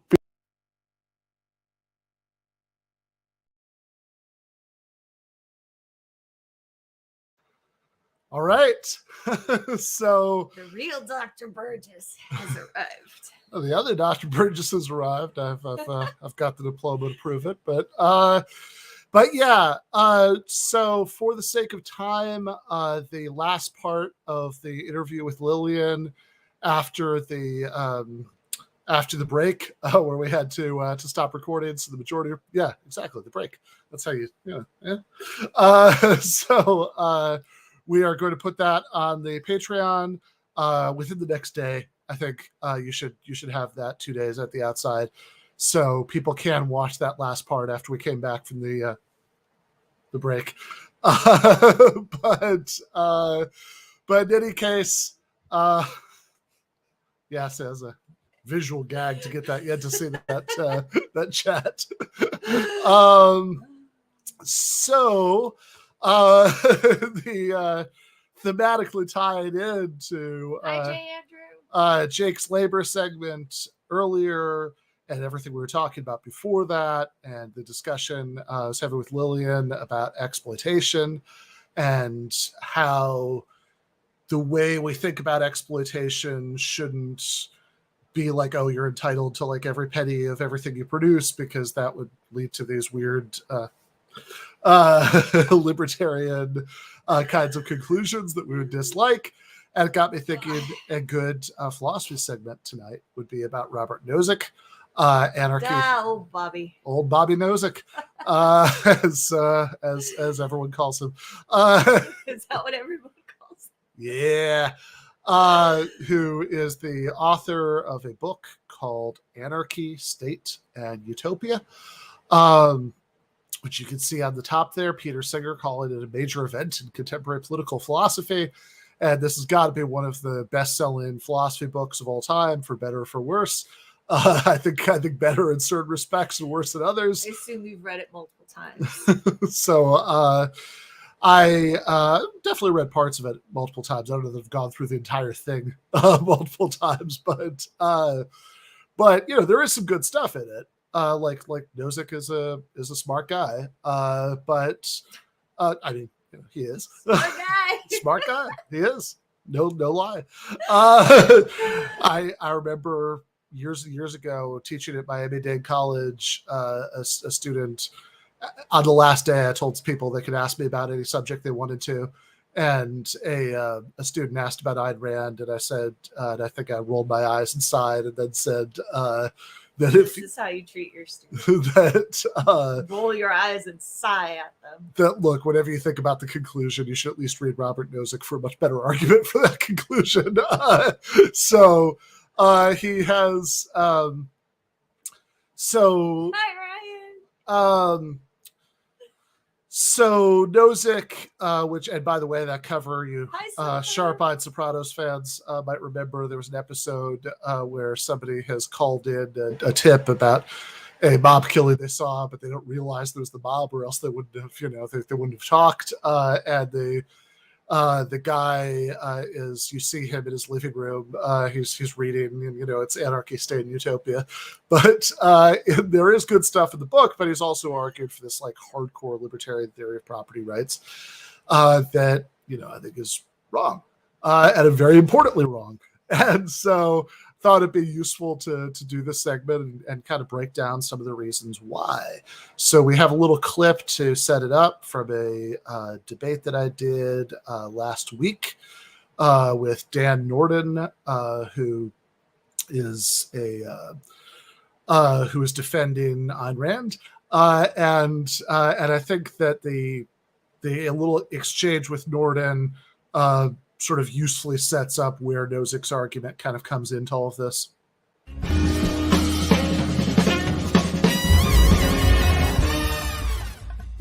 To conclude, Ayn Rand's defense of capitalism in a nutshell is that capitalism is the system consistent with the requirements of man's survival.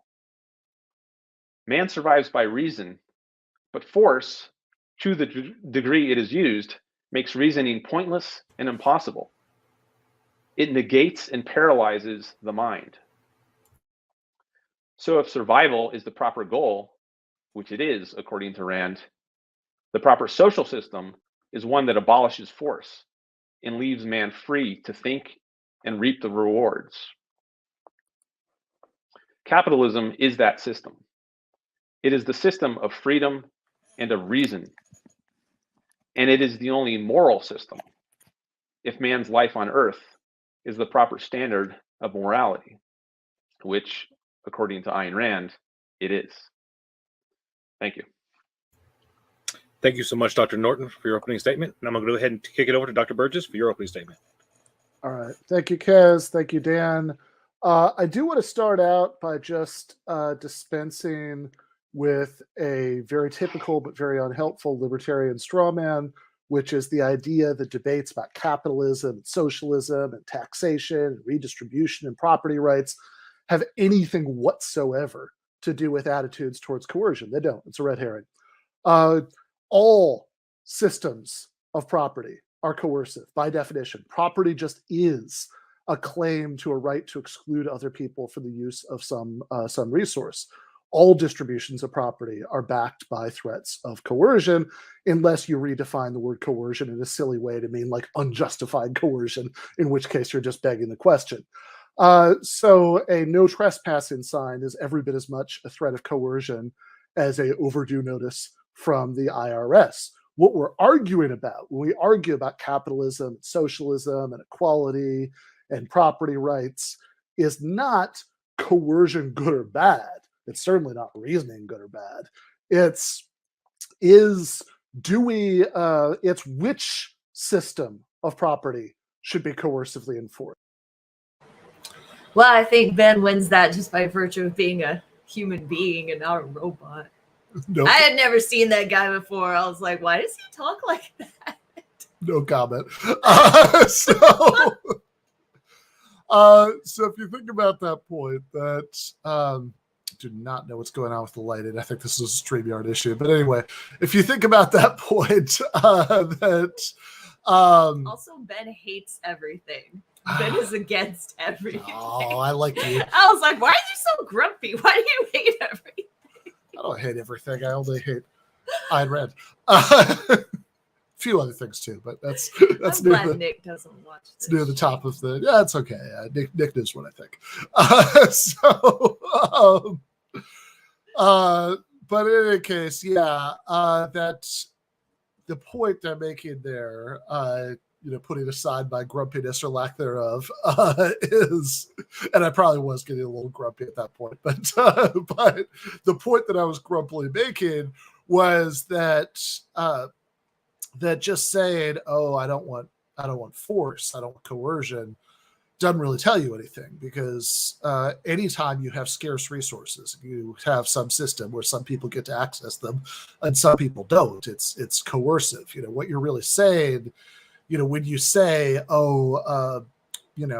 it's wrong to take away something that's something from somebody that's theirs. Okay, but all the work is being done by that last word, theirs. What is it that makes something yours? And because if you mean it's wrong to take away something that's legally yours, then taxation's fine, right? That part of your income you owe to the IRS is legally the property of the government. So what you have to mean is morally yours. But in that case, that's where the argument starts, right? Usually your kind of internet libertarians end it there, but that's where the real argument starts. Why is it that we think certain people are entitled to certain bits of stuff in the world, so that it might be wrong to take it away from them?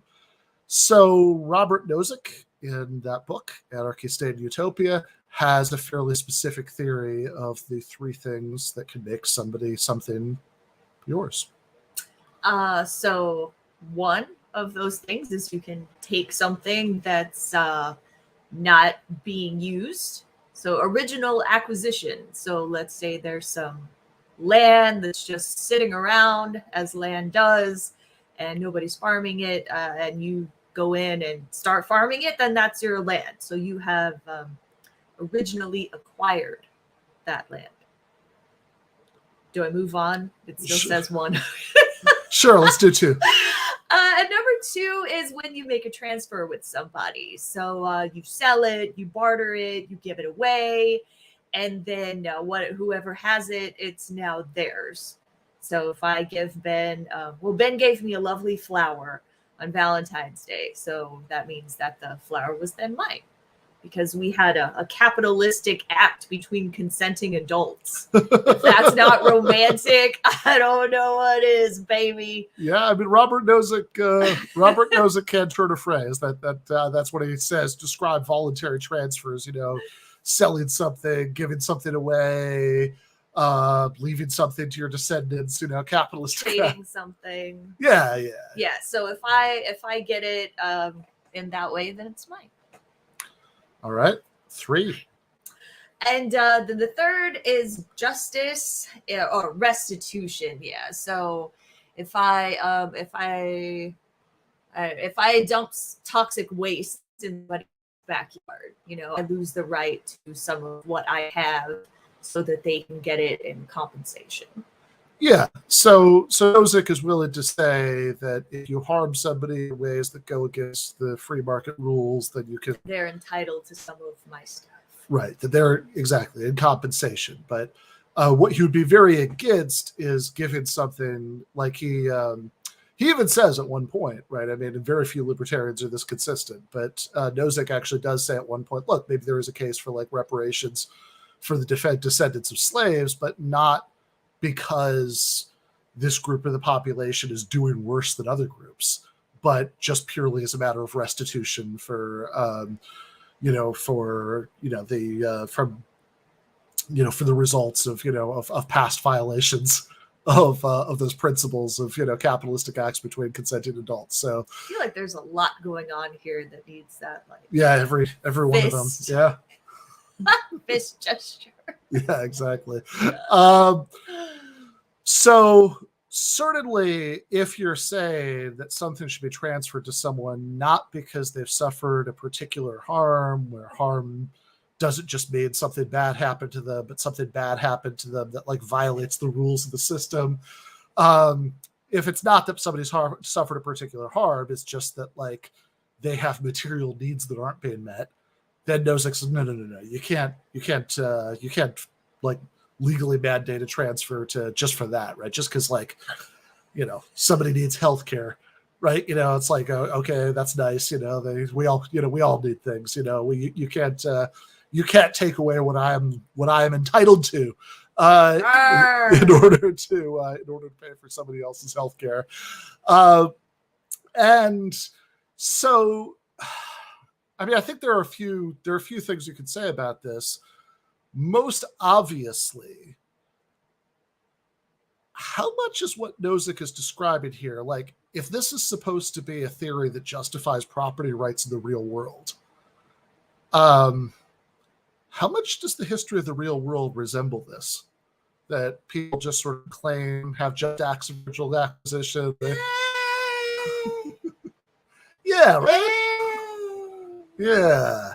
Like, it seems like, I don't know, just off the top of my head, I think, pre 1492, there were other people, like much of the land in the New World was not in fact unclaimed, and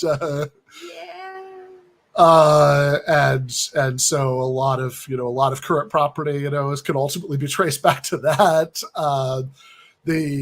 A lot of the U.S. economy was originally built up by people who were, perhaps engaged in capitalistic acts, but not between consenting adults, right? That they, nobody consented to be, taken to work on a cotton plantation.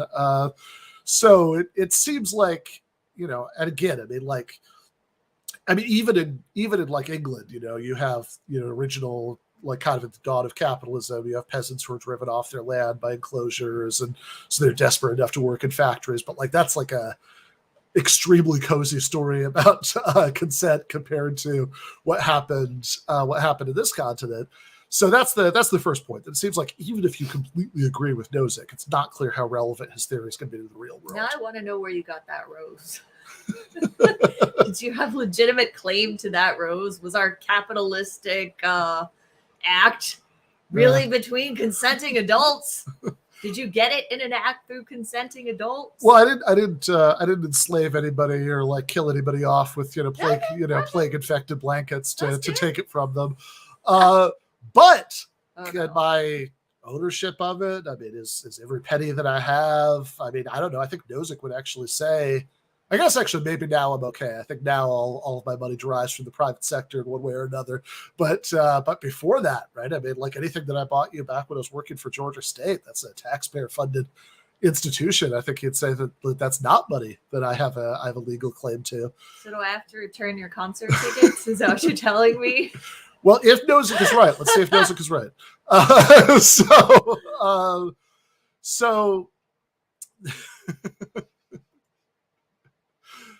So that's the first question. How relevant is this to anything that's happened, to property rights as they exist in the real world, right? Like, if you want to defend not just the idea that some hypothetical people in an alternate dimension would be entitled to what they have, but the idea that people in this universe are entitled to what they have, it seems like it's not going to be very useful. So that second problem, okay, let's just, ignore that. Let's pretend that we live in a world where all of the current property claims came about in a totally immaculate way. That, Adam and Eve and their descendants fanned out from the Garden of Eden, claiming unclaimed pieces of land and trading with each other in a totally consensual way. But that we just ended up with a distribution of wealth exactly as unequal as the one that we have in the real world. Now, pretty unlikely, but let's just roll with it for a second. Would that really be okay? And is there no reason why this would be objectionable? We got to take care of the dummies. It's kind of how I see it. Even if you're a dummy, you're still Elon Musk. I think even in a just society where he wasn't rich anymore, and he had to survive his wits. I don't want to let Elon starve to death. So if Jebediah and Zerubbabel, if Zerubbabel and Zebediah make this unequal trade, because Zerubbabel, whatever I said, is an idiot. Zerubbabel still got to take care of Zerubbabel. Yeah. So right. So that's I remember Amber Frost from your favorite podcast said once that one of the best things about supporting universal programs and not just sort of limited means tested things that that liberals might is that you can stop sort of morally judging everybody in your head. Oh, do they deserve help? Do they deserve help? You could just say every bastard deserves better, right? Even Zerubbabel. Yeah, look, sure. So Zerubbabel is a big dummy, right? It's not actually a result of all of the historical facts that shape the distribution of wealth in our world. He just made a bad deal. He's just No, Jen can't stand those people, Danny. I cannot stand those people. I like them a lot better than Jen does. Whenever I turn it on in the car, she's like, "Oh my god." We have to. I would rather listen to that 15-volume LBJ biography. Oh yeah, Robert Caro, that's good. Oh man, I'm down. We talked about that before. That's a cure for insomnia. I'm down to the last 23 hours of the last volume. So, Nando Vila got me on those. Those are good Glad books. We're not taking any car trips together soon. You should be able to finish that up. But yeah, so Zerubbabel has no one to blame but himself. He keeps selling, I don't know, he sold all of his farmland for some magic beans or whatever, right? I knew you were going to say that. So but should he then starve to death or I would say no. Yeah. So gotta protect the dummy. So that is that is one big objection. And even if you agree that okay, let's say if you meet one of Nozick's requirements, that gives you some claim on a piece of property. Is this an indefeasible claim? Is this just override any other considerations that could ever be brought up? That you this is the divine right of kings, the divine right of property owners, that no other value could possibly outweigh that. So seems wrong. But then also, do we in fact want it to just grant that this is the right theory of what counts as just distribution of goods, right? In other words, even if you basically agree with Nozick, you could still disagree with his conclusion because you could say that other values outweigh this in some circumstances. But should you agree with Nozick in the first place? Why not agree with Rawls, for example, who says that a just distribution is one that you would agree to from the original position, which we've talked about before. You want a real quick recap what the original position is? You don't know anything about yourself, and so you choose a set of rules where that you're happy with. Yeah, so you don't, Not quick and dirty enough. Yeah. That you don't know who you're going to be in the society that you're designing, right? So if you're like cautiously maximizing your interests, you wouldn't want to disadvantage anyone. Because you could be disadvantaging yourself. Exactly. And so whether, if you believe in Rawls' theory, like that, whether that gets you, people will argue, and Rawls himself kind of changed his mind about this over the course of his life, about what economic system that gets you. But the point is, this is a theory that's like very, very different from Nozick's, and so why should we just think that like Rawls' theory of what makes a distribution just is the right one? Why should we think that Nozick has gotten it right? And Nozick does have an argument for this. He said, I would hope so. Yes, this point did occur to him. He says, well, the problem with Rawls, who thinks that, like Rawls thinks that, well, the only kinds of inequalities that you'd sign off on from the original position are ones where you'd be better off on the bottom end of that inequality than you would be, in a more equal alternative. So if the, I don't know, for whatever reason, we have to have a little bit of an inequality for incentives or whatever, that you're still better off having less than somebody else, maybe that would be okay. But certainly you can't have arbitrary inequalities that don't benefit the worst off people in any way. Nozick says, well, the problem with almost any similar theory, the problem with like just being an egalitarian and say everybody deserves the same amount, the problem with being a Rawlsian and says, well, everybody should have whatever would result from a system you'd signed off on in the original position, the problem with, being a meritocrat and saying whoever works hardest, should have more or whatever. The problem with all of these theories, according to Nozick, is that these are theories that say there's a certain outcome of distribution that's just because it's that outcome. But Nozick thinks, no, you got it all wrong. That justice in distribution of resources isn't about outcomes. It's about processes. And why should we believe that? Well, he's got this example about Wilt Chamberlain, who there we go. That's Wilt Chamberlain, who was a extremely popular basketball player. Especially among the ladies. Yeah, I believe. Do you remember the number off the top of your head? It's like, I think he. I can't count that high. Yeah, whatever it was, it was like a pretty jaw-dropping number of ladies that he claimed. He was extremely popular with, So this is Nozick's. Okay, Dara says 1,000. That's about what our. At 10,000. 10,000. Okay, Jesus. Okay, yeah. So JB says 10,000 too. All right. So very popular guy. And so. Oh yeah. Nozick says, look, let's imagine we live in a world that Rawls would call just, or that any of these other theories. Pick your favorite theory of how you think resources should be distributed, and let's imagine we live in that one. And then, so everybody is starting out with as much as they should have, according to your theory. Well, now imagine that Wilt Chamberlain. How many women did Nozick sleep with? Probably not 10,000. Hey, that would. I mean, you never know. No. Philosophers can be very popular with ladies. No shade on Robert Nozick, but I'll be surprised if it was 10,000. Wilt Chamberlain. Yep. That's the dude. Wilt Chamberlain demands this hypothetical that everybody, what was it? Give him $1 or $2. 25 cents. 25 cents.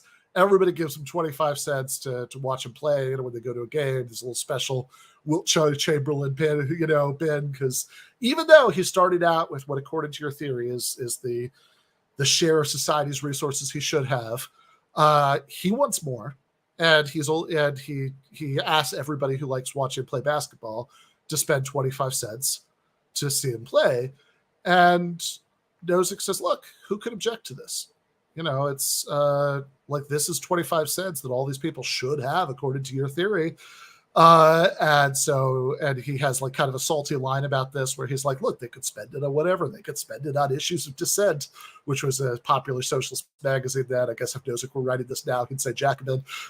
So, they could spend it on Jacobin subscriptions, whatever, but what they choose to spend it on is Wilt Chamberlain.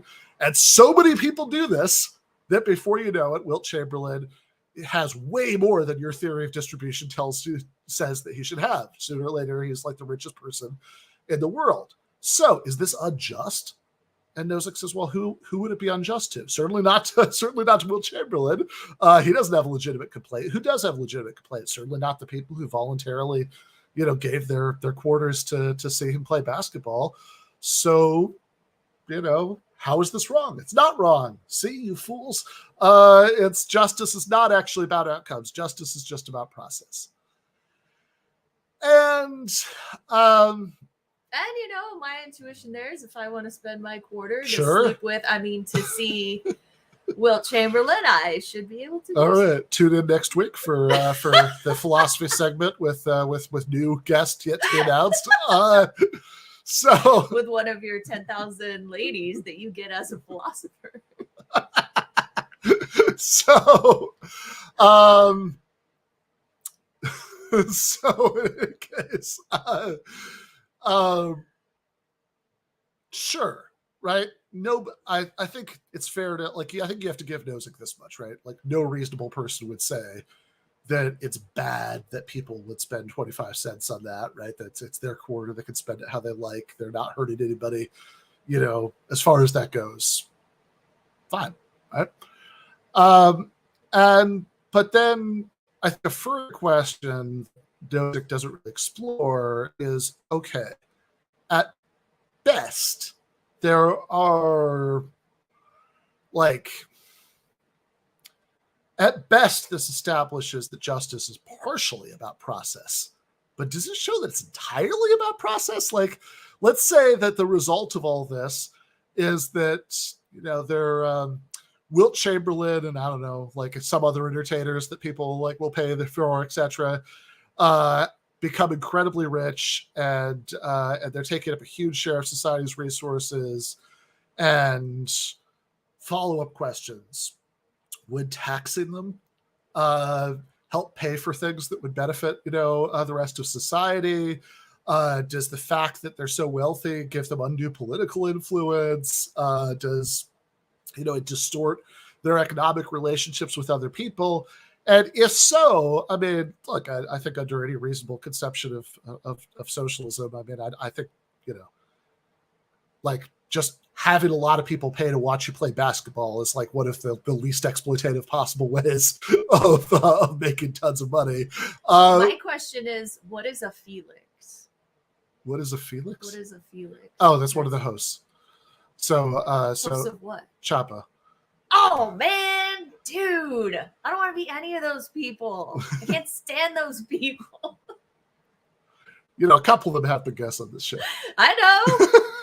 I'm entitled. Maybe they don't like me. Have you asked them? We're all entitled. Wow. I'll be Shakira's tax woman. So should and perhaps Wilt Chamberlain brings people enough joy that that it's fine.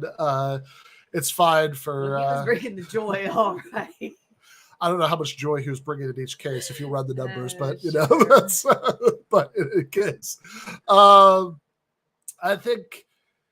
But should he? Does this really establish that Chamberlain, even in this hypothetical, would be entitled to 100% of the, of those quarters? Is it terribly unjust for us to tax away a portion, perhaps even an extremely large portion, which would still, presumably, there's so many people, leave him making a very good living? But what if I want my 25 cents to go to Wilt Chamberlain?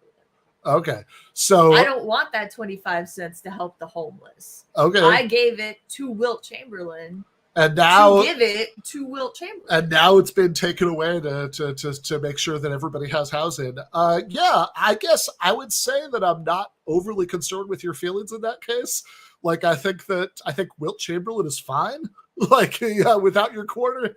But that has nothing to do with my feelings. Sure.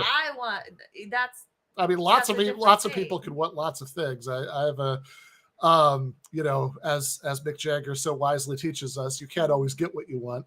But if you try sometime, you just might find that you get what you need. And so I'd say that the needs of people who need housing overwhelm your eccentric desire that Wilt Chamberlain be slightly richer.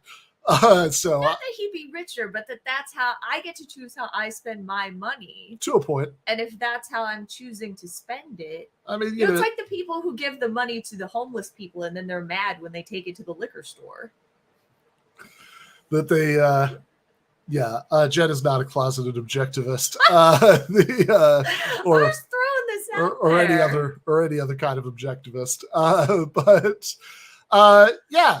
Right, but this is the question, right? Are people, in fact, entitled to guarantee that money that they spend on something eternally stays with the object of the transfer until that person voluntarily transfers elsewhere, or might there be good reasons why the object of that transfer might have to give some of it back to society to meet other people's needs. And I have to say, none of this strikes me as an overwhelmingly good reason to say yes, right? I mean, that if you can, I mean, obviously money is fungible. It's not like, oh, this is, like the IRS is taking Jen's quarter and, they're taking this quarter, that he just has this certain amount of money in his bank account pre-taxes and then he has less post-taxes.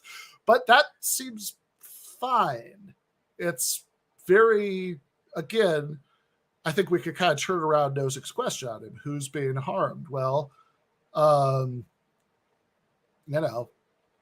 mean, Chamberlain a little bit, and that he'd be even better off if he weren't being taxed. But does Chamberlain's preference here override the preferences of people who would like to have housing? And how do we decide that? Well, we could decide that the correct theory of who's entitled to what is given by Nozick's 3 conditions and absolutely nothing else. But that seems implausible to me.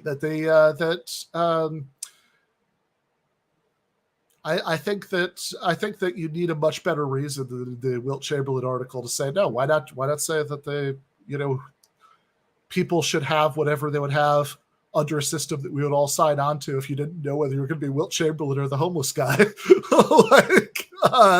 That sounds much more intuitive to me. So I'm only going to sign on to this system if I know I'm going to be Wilt Chamberlain. Yeah, I mean, if you know you're going to be Chamberlain, then sure, by all means, go nuts. But if you don't know that you're going to be Wilt Chamberlain, you might consider this. I don't even mean just over the homeless person. I mean specifically. You get to live Wilt Chamberlain's life, right? Yeah. I mean, this is the same way that you wouldn't want racial discrimination because you didn't know what race you were going to have. The same way that you wouldn't you wouldn't want like Saudi Arabian gender rules because you didn't know what gender you were going to be. If you don't know whether you're going to have, everything that Wilt Chamberlain has going for him in life, you would probably not want a system where you could get an absolutely absurd share of society's resources just for that, which is not to say people can't, spend their quarters in any sort of short-term and imaginable enough society where we still have money. But if the that's how we distribute goods and services. But as long as we do, you can also some of those quarters could also be taxed back, and that seems okay. That's what I was laughing at. That seems like